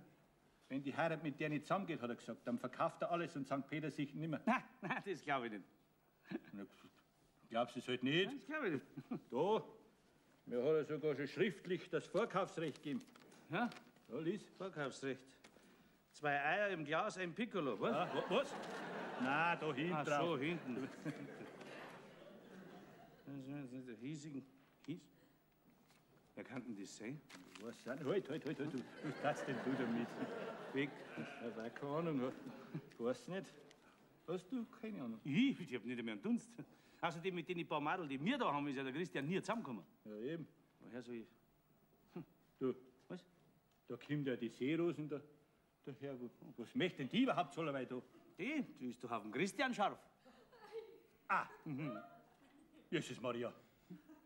Ja, das wird doch nicht am Ende die betreffende hiesige sein, die der Christian heiraten will. War der Gaudi, gell? Ja, der traue ich alles zu. Du, drum hat sie sich auf einmal so raffiniert angezogen. Von der Friseurin habe ich es heute auch schon rausgehen sehen. Was lachst du jetzt so dumm? Ich hab mir gerade so vorgestellt, wenn der Christian jetzt wirklich die Seerose heiratet, dann gibt's bei dir eine Explosion. Und da die narrisch werden. Ja, das hintertreiben die mit allen Mitteln. So, wir? Ja, das darfst du nachher schon sehen.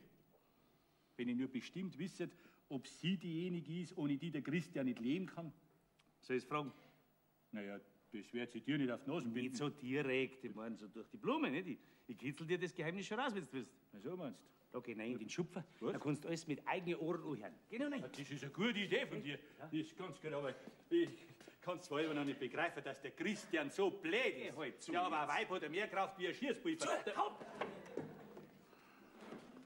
Grüß dich, Bonifaz. Ja! Ja, wie schaust denn du aus? Warum? Wie schau ich denn aus? Wunderbar. Wunderbar, wie deine eigene Tochter. Hast du was von der Apotheke eingenommen? Geh, wieso denn? Nein, ich mein, Siegeschlecht oder warst du immer schon so sauber? Mein Gott, der Frau muss was auf sich halten. Ja, du hast recht, da muss was auf sich. Ja, sitzt ein bisschen her zu mir. Brauchst du wieder Fisch? Das weiß ich noch nicht. Vielleicht brauche ich ja bald keine Fisch mehr kaufen. Ah ja. Kann ich mit dem Christian reden? Nein, du, ich glaube nicht, dass er da ist. Ah, nicht? Ja. Ja, macht nichts, dann komme ich später. Genau, komm später wieder, nicht? Unser Haus steht ja jederzeit offen. Du, Bonifaz, im Vertrauen. Meinst du, dass ich Aussicht hab? Ja, du bist gut. Die hat doch unser Herrgott alles mitgegeben zum Verführen. Geh herauf, du Konditor. Nein, ich mein das so. Naja, ich hoffe, dass wir recht gut auskommen werden miteinander, wir zwei. Wir zwei? Na, ich und der Christian. Ach so, ja. Ja, wenn ich dann der Chefin bin, werde ich schon auch nicht vergessen. Ah, du möchtest auch Chefin werden? Geh, Bonifaz, du weißt doch, was ich für Absichten habe. Ja, Absichten, freilich. Absichten braucht man ja nicht, sonst wär's ja nichts. Ja, und wenn der Christian vernünftig ist, dann geht er auf meinen Vorschlag ein. Ja. Ich bin jederzeit bereit. Das kannst du ihm sagen. Ja. Vierte Bonifaz. Hilf Gott. Hast du jetzt genießt? Ja, jetzt hab ich genossen, ja. Ja, und da sagst du gleich hinterher selber, helft gut. Ja, vorher konnte ich es nicht sagen, weil ich nicht weiß, wann ich niesen muss, ne? Was? Da schon her, reißt's mich schon wieder. Hilf Gott. Also, vierte Bonifaz. Und sagst dem Christian einen recht schönen Gruß. Und ich täte mich sehr freuen, wenn er sich bei mir einmal singen lässt. Vierte. Jederzeit bereit.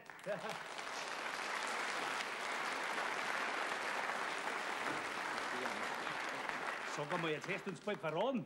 Mit deiner Schnupftabaksdosen da. Ja, jetzt wissen wir's. Jetzt gibt's keinen Zweifel nicht mehr. Noch deutlicher kann sie es auch nicht mehr sagen.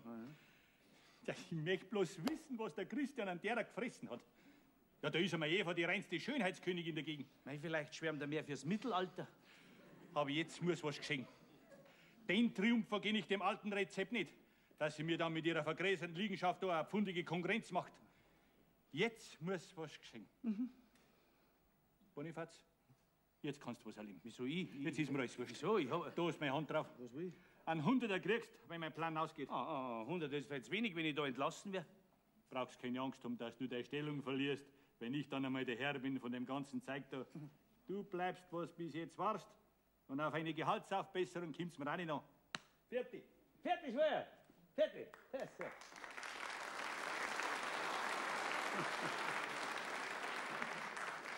Gehaltsaufbesserung. Er mit seinen Zehner.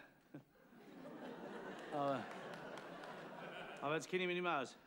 Spinnt jetzt sie, spinnt er oder sind wir alle miteinander schon dämisch? Oh, Heimatland. Nein, Marterpfahl, auf die habe ich ganz vergessen. Toni, Ja. du lässt mich schon über eine Viertelstunde warten. Ja, Mausilein, wo warst du denn? Ich war unten am See und habe auf dich gewartet. Aber wenn ich kam, warst du. Ja, weißt du, bei uns ist das Geschäft so furchtbar gegangen, nicht? Und bei uns kommt zuerst die Arbeit und dann das Vergnügen. Puh, was interessiert mich die Arbeit, wenn ich dabei auf ein Vergnügen verzichten soll? Ich habe mich schon so auf eine Karnpartie gefreut. Ja, mei, das musst du halt aus dem Kopf schlagen, Mauseli, weil bei uns wird von in der Früh bis auf Nacht gearbeitet und dann wird geschlafen.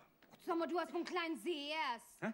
Du glaubst doch wohl nicht, dass ich dir ständig bei der Ermordung der Fische zusehe. Da werde ich ja rammdösig. Schließlich und endlich bin ich ein junges, lebenshungriges Weib. Und das muss bei einem Mann wie dir doch ausschlaggebend sein. Das ist eine freche Wanzen. Kommst du überhaupt nicht mehr zum Reden? Aber der wäre jetzt die Leviten lesen, da pass auf. Jetzt hör einmal zur Mauseli. Ich brauche kein junges Weib und ich brauche halt kein lebenshungriges Weib. Ich brauche nämlich überhaupt kein Weib. Nein. Und wenn ihr Weib heiratet, dann kann ich die Tag und Nacht Kahn fahren möchten. Nein, bei uns muss eine Fischerin arbeiten, von in der Früh bis auf die Nacht arbeiten, damit der Mann, wenn er heimkommt, der Freude hat. Und dann muss sie Kinder kriegen. Jawohl. Kinder? Jawohl, Kinder. Ich denke überhaupt nicht an Kinder. Du brauchst nicht denken, du brauchst es bloß bringen. Gell? Und zwar mindestens ein halbes Dutzend und lauter Burm, damit das Geschlecht der Pointner nicht ausstirbt, weil wir eine Erbfischerei sind, Mauseli. So, jetzt weißt du ungefähr, was dich hier bei uns erwartet, gell? Wenn sie jetzt nicht heimfahrt, dann heißt sie Feichtel.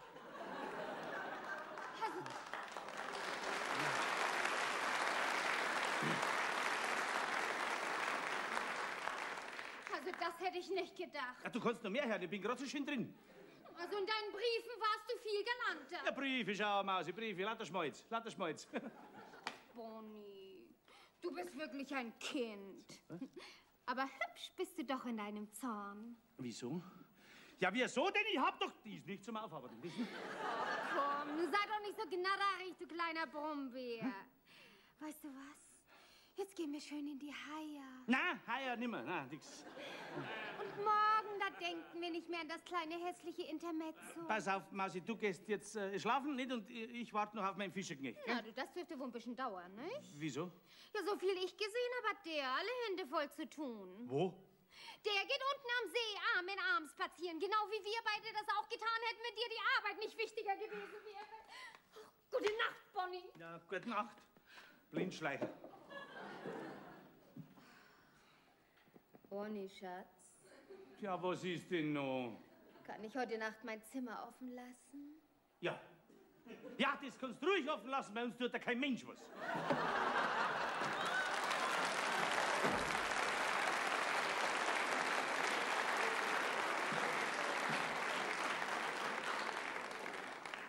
Aber das glaube ich schon, wenn der Christian mit der Seerosen Arm in Arm spazieren geht, dass er da alle Hände voll zu tun hat.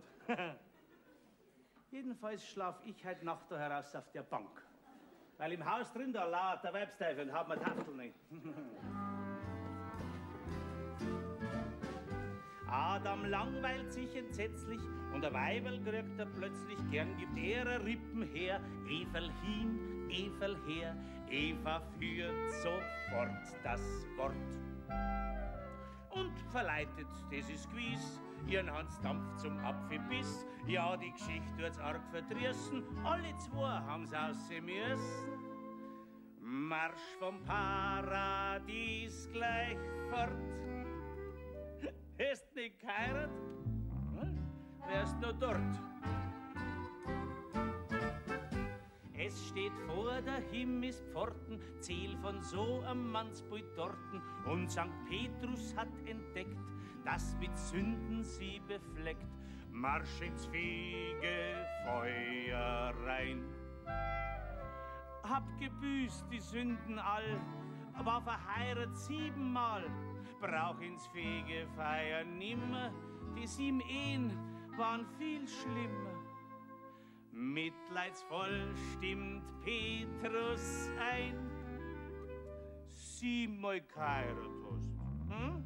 Komm rein.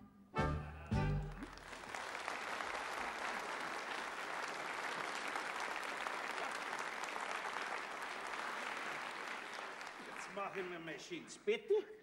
Ganz allein. Im Mausi. Nicht mit mir. Nein, nicht mit mir. Ah. So.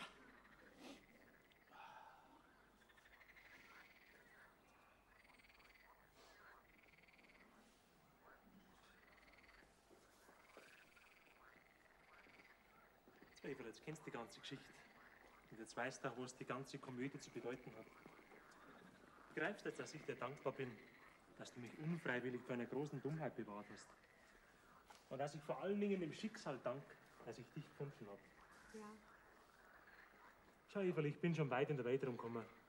Aber jetzt erst sehe ich, dass es daheim eigentlich am schönsten ist. Hast du das denn nie gewusst? Nicht so recht. Aber jetzt weiß ich's. Eva, ich hab heute zu deinem Vater gesagt. Was? Ja, da habe ich nicht gewusst, dass das dein Vater ist. Wenn mich das Madel nicht mag, das ich mir einbild, dann verkaufe ich alles und St. Peter sieht mich nie mehr wieder. Na, um Gottes Willen. Ich mag dich doch, Christian. Hast du das denn noch nicht gemerkt? Nicht so recht. Eva, möchtest du mal Fischerin werden? Ja. Ui, schon 10. Jetzt darf ich aber schauen, dass ich heimkomme. Schade. Gute Nacht, Christian. Gute Nacht, Eva. Meine liebe, kleine Fischerin. Gute Nacht, Christian. Wirklich schade, dass es schon so spät ist.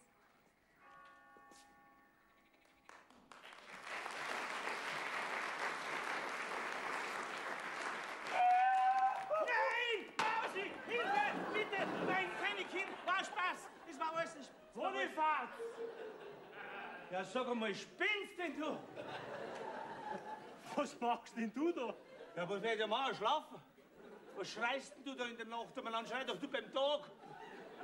Sitzt dir her da, du Nachtschwärmer. Und dir hört mir auch schöne Sachen. Hm? Ja.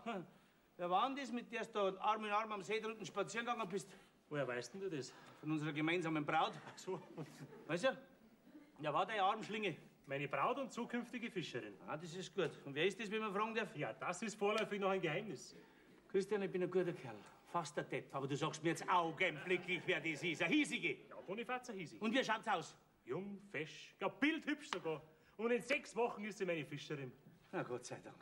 Na, kannst du ja die aufdackelte Seerosen gar nicht sehen. Na, Bonifaz gewiss nicht. Christian, dann müssen wir morgen zum Entrümpeln anfangen.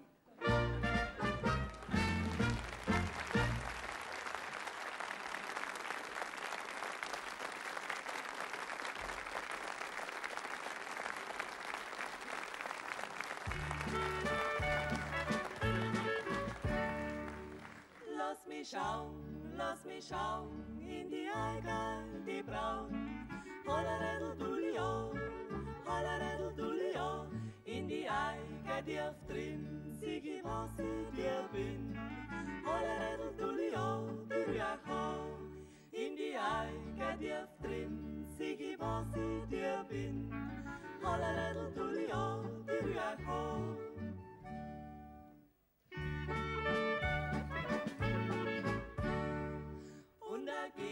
Ich muss drum zu die Bussei verdrung.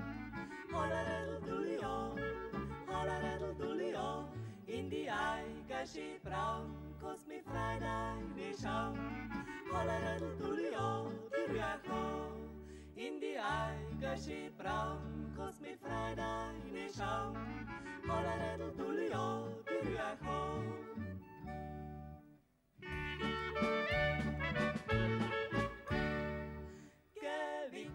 Mein Finster, geh weg von mein Bett. Hollaredel-Dulli-o, Hollaredel-Dulli-o, den ich hab allein gewissen, bin klein überritt. Hollaredel-Dulli-o, Dürriacho, den ich hab allein gewissen, bin klein überritt. Hollaredel-Dulli-o, Dürriacho.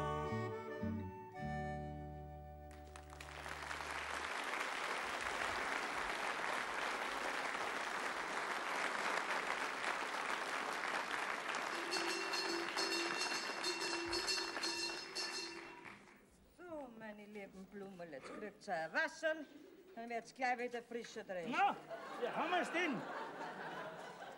Ja, du natürlich, ist ja logisch. Wimpfe, kein Schnittlauchstock, den man gießen muss, gell? Na, geh halt weg, wenn's kein Wasser vertragen Ja. Ah, tut mir mein Kreuz weh. Au! Was hast du denn? Ich glaube, ich habe immer noch eine Schieferheizung auf der Bank da. Schickst du grad recht. Jetzt musst du auch auf der Hausbank schlafen. Hättest du dein bequemes Bett nicht hergeben brauchen. Zu mir warst du noch nie so galant. Na, da habt ihr euch aber sauber Sachen Holz gehetzt. Das wissen wir schon selber. Ja, die hat ja gestern Nacht kommandiert, als wenn überhaupt niemand anderer mehr was zum Reden gehabt hätte. Okay. Ein heißes Wasser hat sie mitten bei der Nacht braucht und 3 frische Handtücher für Kompressionen. Oh. Ja. Wie ich sie ihr dann auch gebracht hab, dann ist sie im Zimmer drin gestanden, schon ausgezogen. In einer ganz modernen Kommunikation, oder wie das klingt da heißt. Muss ja ganz interessant gewesen sein, oder? Für die vielleicht, für mich nicht. Wenn es wenigstens eine gescheite Unterwäsche gewesen wäre, dann hätte ich ja nichts sagen. Aber das war ja nur so ein Hosel, wo man 3 aus einem Taschentüchel machen kann. Tanga. Ich bin halt im Finstern ins Bett gegangen, so habe ich mich vor mir selber geschämt. Na, okay. Ja.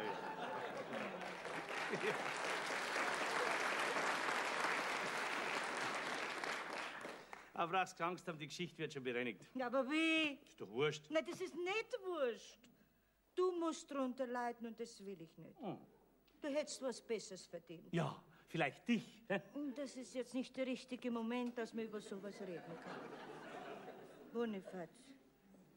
Bonifaz, schau mir mal in die Augen. Was hast du denn? Möchtest du mich hypnotisieren? Sei ehrlich, die da drum hat dich verblendet. Aber ich reiß dich wieder raus aus der ihre Grölen. Muss ein fescher Kerl sein, weil ich solche Chancen hab. Bonifaz, du bist jetzt in dem Alter, wo es ledig sein mehr schadet als wie nutzt. Ja. Du brauchst eine Frau. Genau. Aber keine solche wie die da drum, sondern... Solche wie du bist, ja, ich hör dich schon gehen. Ja. Gell, das war ein Zusammenstand. Ja, das war ein Zusammenstand. Also na, schlag ein. Ja, muss ich mir noch überlegen. Morgen? Morgen, Christian. Morgen, Christian. Gleich bring ich einen Kaffee. Ist schon gut, Monika. Na, wie geht's dir dem Bonnilein? Ja, komm. Lass mich mit meinem Spitznamen in Ruhe, sonst wird man noch schlechter, wie man schon ist. Okay. So, da ist jetzt der Kaffee. Ja, vielleicht bringst du ihn bald, bevor er kalt wird, geh weiter. Und ein Brot zum Einbrucken, bis der Löffel stecken bleibt, das geht. Sei doch nicht so fahrig. Ja, ich bin ja schon der rennste Nervenkasperl, schon langsam. Da drum geht ihm im Kopf umeinander wie ein Mühlrad. Geht schon. Jetzt passt auf, Leute. Ich hab mir noch einmal alles genau überlegt heute Nacht. Und ich bin zu der Überzeugung gekommen, ich muss umbauen lassen. Ja, sonst wird uns der Platz zwingig. Was das schöne Fischerhäusl soll umgebaut werden. Es bleibt genauso stehen, wie es ist, Monika. Aber innen wird umgebaut. Aus dem Bonifaz sein Zimmer wird ein Bad gemacht. Aha. Das freut mich. Dann kann ich in der Badwanne schlafen. Zieh mir wenigstens keinen Schiefer mehr ein. So hast du nur Zeit. Und aus der Monika im Zimmer, da machen wir ein Kinderzimmer. Ja, jetzt weiß ich, wie so kindisch ist, gell? Jetzt halt mal dein Brotland. Und hinterm Haus, da lassen wir ein kleines Zuhäuseltraum bauen. Da kannst dann ihr 2 drin schlafen. Halt, Einspruch! Aber nur getrennt, da muss eine Feiermauer rein, gell? Und das alles muss in 6 Wochen bis zur Hochzeit fertig sein. Kinderzimmer, Hochzeit. Na, Christian, willst denn du heiraten? Doch nicht die da drum. Na, Monika, eine richtige Fischerin. Gott sei Dank. Unser Herrgott weiß schon, was er tut. Ja, und bloß bei dir hat er es nicht gewusst. Und wenn euch alles so recht ist, wie ich mir vorgestellt habe, dann sind wir in 6 Wochen eine recht glückliche Familie. 6 Wochen? Ist schon ein Kind unterwegs. Aber Du, mein Lieber. Mein Gott, direkt Freunde. Und lustig wäre es auf der Hochzeit wie eine Junge. Ja, da darf ich anstrengen. Und in unserem Zuhäusl werde ich mein Zimmer recht schön herrichten und dem Bonifaz das seine auch, damit es ihm recht gut gefällt bei seiner Moni. Der Boni.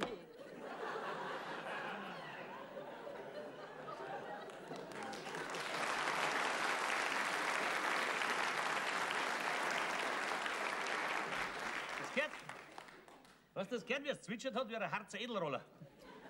Du, zuerst hat's mir direkt einen echten Heiratsantrag gemacht. Das hält doch der stärkste Ochs nicht aus. ja, Bonifaz, das gibt's ja alles Nein, wieder. das gibt sich nicht. Die Hauptsache ist jetzt deine Scheinbraut. Das gibt sich nicht. Jetzt müssen doch einmal die Zimmer geräumt werden für den sich nicht. Umbau. Du, ich hoffe, dass jetzt bald was einfällt, wenn wir die da oben weiterbringen. Das gibt sich nicht. Jo, es gibt sich. Das gibt sich nicht. Und wenn mir jetzt nicht bald was einfällt, dann hänge ich mich auf. Und nachher saufen wir einen Rausch. Das ging halt höchstens umgekehrt, gell? Oder so. Jetzt hab ich's, Bonifaz! Jetzt hab ich die Ja, Lösung! Gott sei Dank, sag mir's doch, ich mach alles, was du willst. Bitte, sag mir's. Die einzige Rettung ist dein Selbstmord. Ist mein Selbstverständlich, bringen wir um, also Ruhe, bitte. Gern. Bonifaz, doch nur zum Schein. Das ist Schein, das ist wurscht. Wo gehst du jetzt? Ah, jetzt hol ich dir schon einen Strick. Ob ich das lebendig überstehe. Aber wenn mich hier zu meinem Bauch rum aufhängt, dann krieg ich wenigstens eine Luft. Was haben wir schon wieder? Was war da? Komm schon her.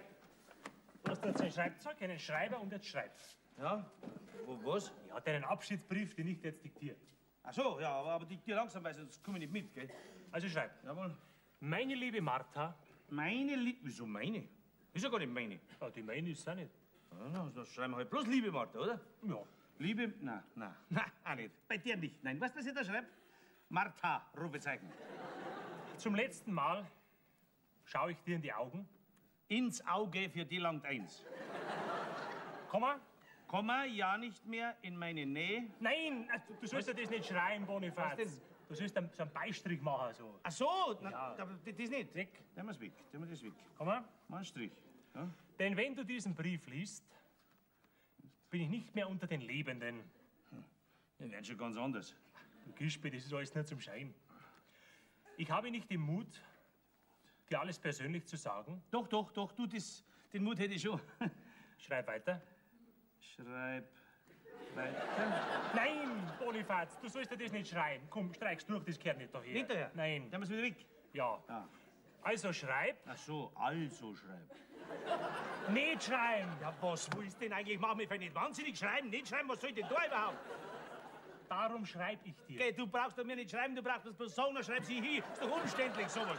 Mei, ist der Deppert, na. Bonifaz, du sollst schreiben, darum schreib ich dir. Da hin? Ja, bitte. Dann muss ich das wieder streichen. Ja. Das ist ein schöner Brief. Schöner Brief. Jetzt haben wir schon mehr gestrichen, was wir hingeschrieben haben. Krankheit ist das, eine Krankheit. Darum schreibe ich dir so Darum hin. schreib ich Die dir. sieht's doch eigentlich. Aber ich schreibe das hin, wie es ist. Hast du das endlich? Ja, Jawohl. hab das endlich. Deine Gegenwart ertrage ich nicht mehr länger. Das ist ein guter Satz. Den unterstreiche ich. Du bist mir zu anspruchsvoll. Ja, genau. In Klammern 2 Eier im Glas, ein Piccolo. Ich bin ja nur ein armer Wandergesell. Fischer. Das Lied kenne ich nicht. Mach das. Ein armer Fischer. Ein armer Fischer, so. Und völlig verschuldet. Du liegst wieder, alles gehört. Und somit bleibt mir nur noch der Freitod. Ja, freie Bier war mir lieber. So, jetzt ruckst du ein Stückchen rein. Was rutscht denn da auf der Bank rum? Du hast gesagt, jetzt rutscht ein Stückchen rein, jetzt bin ich ein Stückchen reingerutscht, nicht? Ja, komm, rutsch halt weiter rein. Ja, rutsche nicht weiter rein, weil dann fahr ich über die Bank runter. Du bist ja lustig, meinst du, ich möchte ausschauen wie der Boxerhund da war? Nein. Bonifaz, du sollst da im Brief ein Stückchen reinrutschen und einen neuen Absatz machen. Ja, dann sag mir's doch. Du bist ja nicht einmal fähig zum Diktieren. Du brauchst ja bloß sagen, ich mache ja alles. Ich schreibe nicht jedes Jahr einen Brief, oder? Also, So, kehre ich heim ja, kehre heim mit dem Schnellzug. und forsche nicht mehr weiter nach mir. Ja. Weil ich schon tot bin. Ne? Dein tief unglücklicher Bonnie. Nein. Weißt du, das ist dein hochbeglückter Bonnie. So ist nämlich, verstehst? PS, Was machst du jetzt? das heißt Pfiatig und Servus. Auf Wiedersehen im Jenseits. Weißt du, damit du weißt, wo ich bin, ne? Ja. Was möchtest du jetzt mit der Gießkanne? Ja, weißt du, da haben wir ein paar Abschiedsläden drauf, das macht sich sehr gut. So, jetzt. Siehst du das? Schon gut, Bonifaz, wunderbar. Bonifaz hat geweint. Jetzt schreibst du aufs Kuvert drauf. Ja. Oh, für Martha Petersen. Nicht verwischen. Nein, lass drum. Für Martha, wie heißt die? Petersen. Petersin. Petersen. Petersin. Martha Petersin, erster Stock. Hm? So. Den Brief, den lasse ich gleich durch die Monika aufs Zimmer bringen. Jawohl. Und du musst jetzt verschwinden. Ja. Jetzt ins Wirtshaus und kaufen ein paar Massen. Nix, Bonifaz, Doch, das geht nicht. Du darfst im Dorf von niemandem sein lassen vorläufig. Du versteckst dich jetzt drunter in der Schifffitten. Ja. Wenn die Luft rein ist, dann befreie dich aus deinem Versteck. Ja, hoffentlich befreist mich bald. Jedenfalls sagst du mir's, wenn der Fischkutter in den See gestochen ist. Gell? Oder Bescheid. Also, nach dem Jahr Da Ui! ist schon recht. entschuldigen Sie bitte. Bin leider nicht der Bonnie. Wo ist er denn? Ich weiß es nicht, der war heute Nacht nicht zu Hause und zum Frühstück war er auch nicht da. Ach, vielleicht ist er in der Schiffshütte. In der Schiffshütte, wieso? Oh, ich meine nur. Ach, das glaube ich nicht, sonst hätte er für Sie keinen Brief hinterlegt. Heute Morgen ist er da auf der Bank gelegen. Der Boni? Nein, der Brief, ja bitte.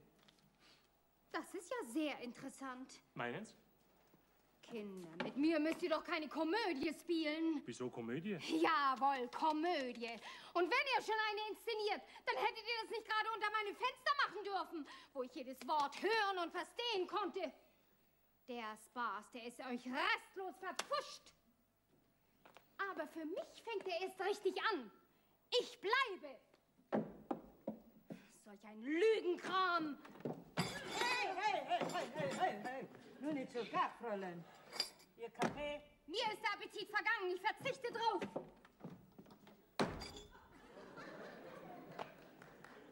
Was tut's? Ein Mordswut im Bauch.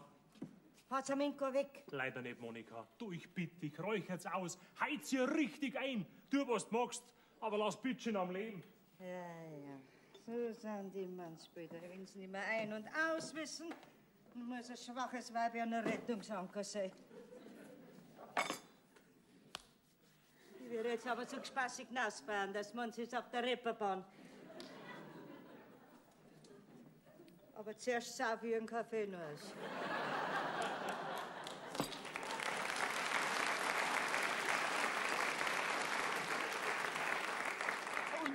Und wenn's mit's reißt, der bekomme ich kein Trippel.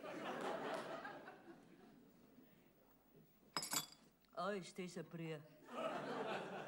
Ja, für die da drum hätte er gelangt. Was ist denn das für ein Brief? Für Martha Pedersen.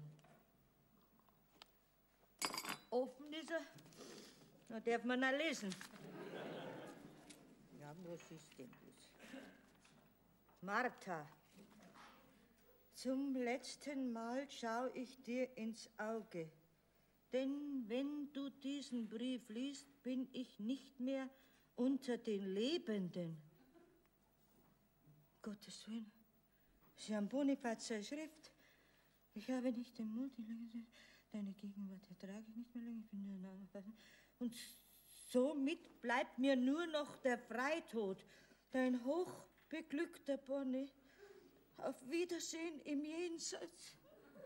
Oh Gott, oh Gott, oh Gott, oh Gott, mein armer Bonnie. Vielleicht ist er schon im kühlen Grab. Lieber Herrgott, hilf, dass ich noch lebendig finde, sonst beißt ja gar keiner mehr rum bei mir.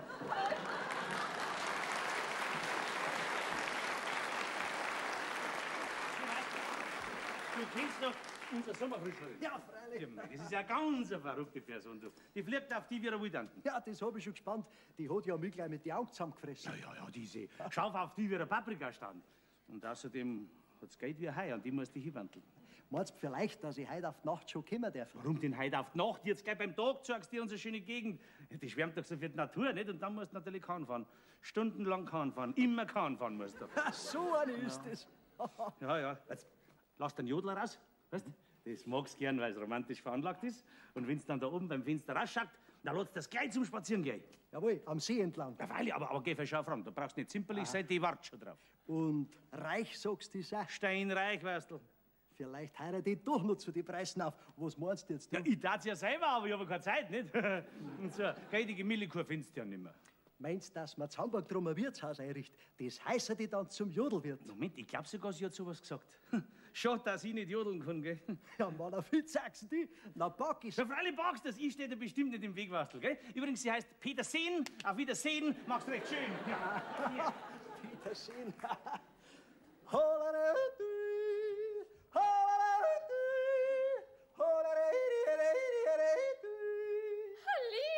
wer jodelt denn hier so schön? Ihr Heimatkünstler, der weißt du? Oh, wie nüdelig. Sie bringen mir wohl ein Ständchen. Jawohl, steh auf, Werner. Wie bitte? Ich verstehe Sie nicht gern. Dann kommen's doch runter. Ich möchte mit einer Kahn fahren. Kernig? Das schabann ich verlockend. Ich komme. Die kennt man schon. Bei der bin ich morgen. Ja, ich bin heute ein Hallodri, ich sag zu jedem Madel gleich, die Liebste bist mir du. Ein Bussel und ein Jodler, kannst dem was Schöneres geben. Holleriti, holleriti, die freut's das Lorderleben.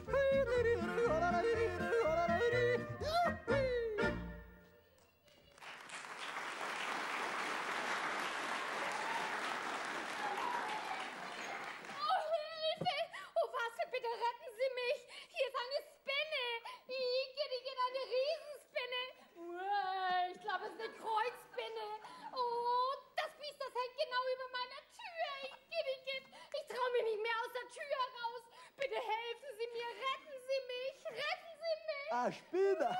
Ja, Spinne! Ja, nix mehr auf am Baum!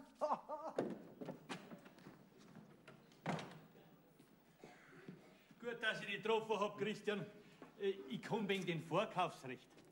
Ja, und wenn's gerade Zeit hättest, könnt man gleich mal drüber reden, was du für die ganze Garde da verlangst. Warum denn, Schweier? Das brauchst du nicht, ich heirat doch. Nein, du heiratst eben nicht. Ja, wenigstens nicht die, was dir einbildst. Folgedessen tritt unsere schriftliche Abmachung in Kraft. Wer sagt denn das? Ja, diejenige, die wo du heiraten willst, nicht? So schwer, das verstehe ich aber jetzt nicht ganz. Ja, das glaube ich schon. Sowas kommt über Nacht, gell? Ah, jetzt kennen wir aus. Das ist eine ausgemachte Geschichte, Nein, was? nein, Christian, das darfst du nicht sagen. Das ist alles grundehrlich zugegangen. Ja, schau, ich habe heute das klar gemacht, dass das eine unglückliche Ehe geben wird, wo doch der Altersunterschied in der Ehe oft sehr ausschlaggebend ist. Ja, wieso denn Altersunterschied? Na, also. Und was sagt denn überhaupt deine Tochter dazu? Meine Tochter? Ja, die ist damit einverstanden. Ja, die ist ein gut erzogenes Kind, nicht? Und wenn sie nicht damit einverstanden war, es geschieht immer noch das, was ich haben will, nicht? Na, braucht man nicht mehr weiterreden über die ganze Sache. Voll Teufel. Ja, aber Christian, du wärst doch so vernünftig sein und das einsehen. Nein, Schweier, das sehe ich nicht ein. Ich kann nichts dafür, dass das so gekommen ist. Ja, ist schon gut, ich kenne mich schon aus. Mir scheint, ich bin in St. Peter nur willkommen, wenn ich wieder gehe. Na, bitte, den Gefallen, den kann ich euch schon machen. Nur dir, Schweier, wird mir Abschied teuer zu stehen kommen. Ja. Das heißt, wenn du noch auf den Wisch bestehst, den ich gestern in der Hoffnung unterschrieben habe, dass es nie zu einem Verkauf kommen wird. Schau, Christian, was willst du denn auch mit dem Mordstrom Sache? Verstehst du ja doch nichts von der Fischerei, nicht? Natürlich. Und bei meinem Angebot bleibt's, ich zahle dir den Preis, den du verlangst. Da muss er mich zuerst noch mal überzeugen. Von was? Dass mich nicht heiraten will. In deiner Gegenwart, Schweier, muss man sagen. Ach so. Ja, also gut, wenn du das haben willst, dann hole das her. So ist halt. Ja, gut, dass wir zum Ende kommen. Um 300.000 Mark kannst du den ganzen Zauber haben. Das ist doch bestimmt nicht zu viel, oder? Ja, na, gewiss nicht.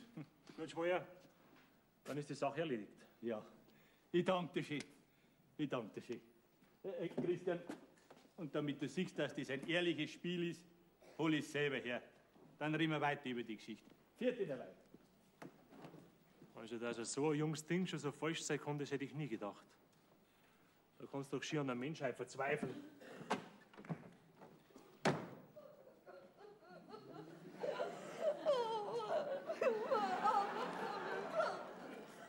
Jetzt hast du es halt niemand erlebt, dass wir zwei glücklich und zufrieden in unserem neuen Zuhause gelebt haben. Also mir das angetan, als verzeiht er mir. Aber der Fluch soll die treffen, die an seinem Tod schuld ist. Grüß Gott. Grüß Gott. Wohnt hier ein Fischerknecht Bonifaz? Ja, habt ihr ihn schon gefunden? Ja. Liegt er im Wasser drin? Nein, er steht im Wasser drin. Das ist auch noch. Dann muss ich mit den Füßen im Schlamm hängen geblieben sein. Weil der muss ja furchtbar gelitten haben. Ja, das kann schon sein. Oh Gott, mein Mann, ich muss ihn noch mal sehen. Halt. Das geht auf gar keinen Fall. Warum nicht? Ja, wegen der Sittlichkeit. Wissen Sie was? Jetzt geben Sie mir Kleidung für ihn, dann können Sie ihn meinetwegen anschauen. Ja, Herr Wachtmeister, da ist sein Gewand. Ja. Wann haben Sie ihn denn gefunden? Ja, glaub vorhin, also ich patrouilliere so am See entlang. Ja. Da schreit er mich an und sagt, ich möchte so gut sein, da raufgehen und für ihn eine Kleidung holen, sonst kann er vom Wasser nicht raus. Weil sie ihm sein Gewand gestohlen haben. Zuerst wollte ihn ja schon aufschreiben wegen Baden an verbotener Stelle und noch dazu ohne Badehose. Aber dann hat er mir glaubwürdig erklärt, dass er eigentlich in die Schiffshütten rein hätte wollen. Die waren aber zugesperrt. Er hat es dann von der Seeseite her probiert und hat um die ganze Hütten rumschwimmen müssen. Aber auch von dieser Seite war das Ausfahrtstor verschlossen. Naja, und wie er wieder zurückgekommen ist, war sein Gewand verschwunden. Also wohl oder übel ist dem armen Kerl nichts anderes übrig geblieben, als so lange im Wasser zu bleiben, bis Hilfe kam. Ja, das war in dem Fall ich. Ja, dann ist also nicht tot. Tot? Na, vor Kälten blau. Blau war der schon öfters. Ja. Komm, es gehen wir, Herr Wachtmeister, gehen wir, dass unser Bonifaz nicht nur erfriert. Helfen wir aus seiner Wassernot. Ja. Halt. Einen Moment. Lassen Sie mich zuerst gehen. Erst, wenn er vollkommen angezogen ist, dürfen Sie kommen. Ja, aber Herr Wachtmeister, ich gehe ja nicht ganz nah hin. Ich bleibe mindestens 100 Meter weit weg und das wird doch sacht nur sein, wo ich sowieso nicht gut sehe. Halt. Schauen Sie mir ja nicht durch die Finger. Nein, Moment mal. Auf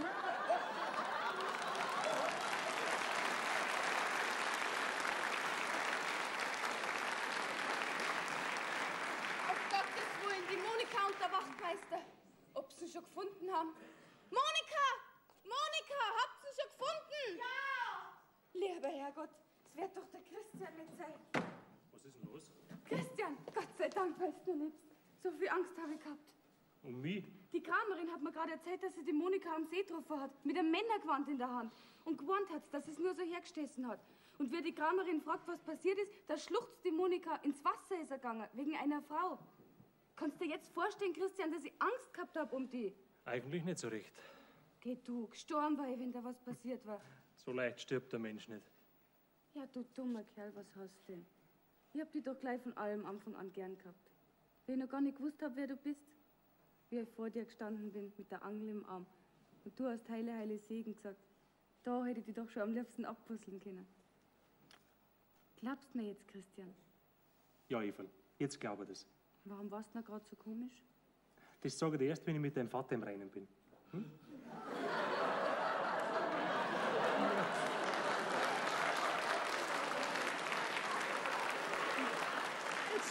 Legst in dein Bettel und ich koch dir einen rechten heißen Kamillentee. Was? Mit Schnaps. Ja, aber so viel Schnaps und so wenig Tee, gell? Ja, das andere wird sie dann schon finden. Vor allem der Dieb, der ihnen die Kleidung da gestohlen hat. Ich hab da schon einen gewissen Verdacht. Entschuldigen Sie, Herr Wachtmeister, ich war's. Ich hab ihm sein Gewand verzogen. Was, Sie? Ja, du Hähner, du Tappige, was machst denn du sowas? Nein, weil ich halt den Brief gelesen hab für Martha Petersen. Hast du Petersen? Na. Ja, warum liest denn dann? Ja, dann bin ich gleich zum See hinunter und wie ich da drunten nur dein Gewand gefunden hab, dann hab ich mir gedacht, du hast dir schon das Leben genommen. Dann hab ich halt deine letzten Habseligkeiten heimdrum. Was tue ich denn mit dir? Was tue ich dem, der schuld bist ja du an der ganzen Geschichte mit deiner Zeitungsbraut? Ja, was ist überhaupt mit dem Maikäfer? Ist er schon abgeflogen oder pumpt er noch? Ja, was war denn das? War das nicht ein mörderischer Schrei weiblichen Geschlechts? So, jetzt hab ich's umgebracht. Ist schon hin. Jesus, die Leute und der Wachmeister, ich hab nur Zahn. Halt nicht von der Stelle, Polizei zu ziehen und zingelt! Wie kommt denn der Wastel da nach? Wahrscheinlich über die Stirn. Nicht? Du meinst, der hat's umgebracht? Nein, das habe ich ihm nicht geschafft. Eher das Gegenteil. Möchte aber auch wissen, was da oben vorgeht. Eva, wir haben eine Sommerfrischlerin, die spinnt auf dem Bonifaz. Sie wird es aber gleich ausgesponnen haben, weil ich einen Krang umdrehe. Nein, du bleibst da. Mach dir deine Hände nicht voll Lippenstift und Puder. So, also jetzt kommen Sie aber mit. Ja, Sie da hinten auch. Also kommen Sie mal mit. Also, Fräulein, was hat Sie zu diesem mörderischen Schrei veranlasst? Sonst muss ich Sie beide mitnehmen auf die Station. Ja, jetzt reicht's mir aber. Nicht genug, dass in diesem Haus das Ungeziefer die Gäste in Angst und Schrecken versetzt? Jetzt belästigt mich auch noch die Polizei. Was? Hätten wir ein Ungeziefer? Ja, du Papagei, du Geschenkerter, dass er da nicht gar deine Finger... Herr Inspektor, man bedroht mich. Keine Übergriffe. Diese Dame steht unter polizeilichem Schutz. Ja, aber dass die sagen darf, wir hätten ein Ungeziefer, das wird dann doch schon nicht erlaubt sein. Bitte schön, in meinem Zimmer war eine ekelerregende Kreuzspinne. Bastel ist mein Zeuge. Ja, das kann ich bezeugen. Ich hab's dabei. Schade. So ein Prachtexemplar finde ich nicht mehr. Weiß wie du warst das, hä? Herr Christian Pointner. Da ist er. Ich bleibe doch keine Minute länger in dieser verwahrlosten Fischerhütte. Bastel hat mich übrigens aufgeklärt, wer Sie wirklich sind. Sie Heiratsschwindler. Schamenzerner. Moment.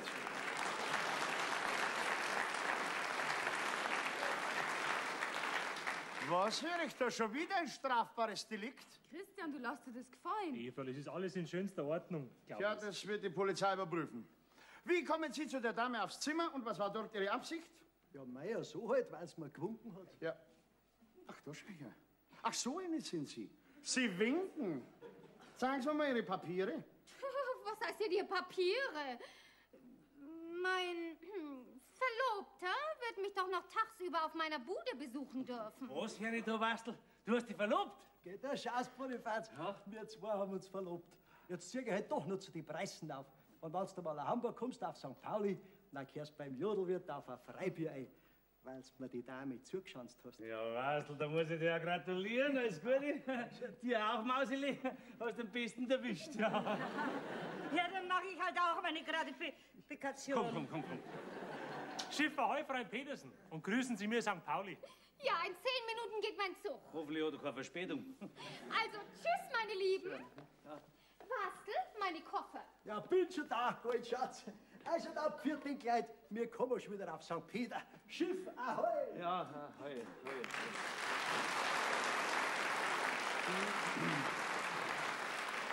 So, der Fall wäre polizeilich geklärt. Betreff Fischerhaus. Kein weiterer Tatbestand ermittelt. Punkt. Aber es bleibt trotzdem ein gewisser Verdacht. Ich habe die Ehre. Haben wir die? Das ist ein Intelligenzbolzen, mein Lieber. Dann ist das also die neue Fischerin. Aber es war ja sein Eberl. Ja, Monika, das ist's. Mein Madel, freut mich das. Du bist die Richtige für den Christian. Alles Gute. Dankeschön, Monika. Was sagt denn dein Vater zu deinem Glück? Tja, das muss sie erst rausstellen. Der wird erfreut haben, schon wegen der Seerosen. Jetzt kommt er weiter noch, Burgerl. Da werden Sie die Geschichte gleich rausstellen. Grüß Gott beieinander. Gut. So, jetzt sag's frei raus, ob du den Christian du hättest heiraten wollen. Geh. An sowas hätte ich doch nie gedacht. Halt bitte nicht lieren. Die Finger hast du abgeschleckt bis zu die Ellenbogen hinter, schon wegen dem Strandbad. Ich bin jederzeit bereit. Ja. Das braucht's jetzt gar nicht mehr. Geh noch, Burgerl. Das Gute Letzt können doch die zusammen, die füreinander bestimmt sind. Und ich hoffe, Christian, dass wir zwar deshalb nicht in Feindschaft auseinandergingen. Ja, warum denn, Schwoyer? Ja, weil halt ich derjenige bin von uns zwei, den die Wirtin heiraten will. Ja, du hab überhaupt nichts dagegen. Na, die gehört ja schon. Ja, jetzt bleibt's ja bei unserer Abmachung. Leider nicht, denn ich heirate trotzdem. Ja, und was für eine? Da wärst Augen machen wie ein Kugelfisch. Nein, das gilt ja nicht. So? Das ist doch keine hiesige. Doch, Schwoyer, es ist eine hiesige. Die ist ja hiesiger wie du. Ja, freilich. Ja, wer denn nachher? Ich, Vater. Was, du, Eval? Ja, wie ist denn das zugegangen? Herr Mai, wir haben uns heute verliebt und verlobt. Und in 6 Wochen ist Hochzeit. Wir bei uns. Ja, was? Ach so. Ja. Okay, Peterl. Oft kommt's anders, wie man denkt. Ja, ganz anders. Ja, wir machen es uns schon schön und streiten der mal gewiss nicht mehr, gell? Naja, ich werde mein Möglichstes tun. Jetzt schnappt sich der Hecht die Seerosen und wird Vegetarier. Da nimmt er ein Beispiel. Der Wirt, der hat einen Charakter. Ich bin bloß ein Knecht, ich brauch keinen. Ist schon recht, der Piffi. Verstehst mit den gar nicht. Nein, nicht ums Verrecken. Wann heiraten wir zwei? Ja, dann, wenn unser Zuhäusl mal fertig ist, dann nicht. Oh, nicht Patz. Dafür kriegst du Pussy. Nein, lass der Zeit. Lass der Zeit. Wir haben ja noch nicht einmal ein Bauholz. Schon gut. Oh, Vater, wenn ich schon nichts dagegen hab, dass du die Wirtin heiratst, dann wirst du doch beim Christian und mir auch keine Einwände machen. Ja, freilich, mein Segen habt's. Aber eins bitte ich mir aus, gell? Das erste Kind muss Peter heißen. Und wenn's ein Madel wird? Und dann heißt's Petersilie.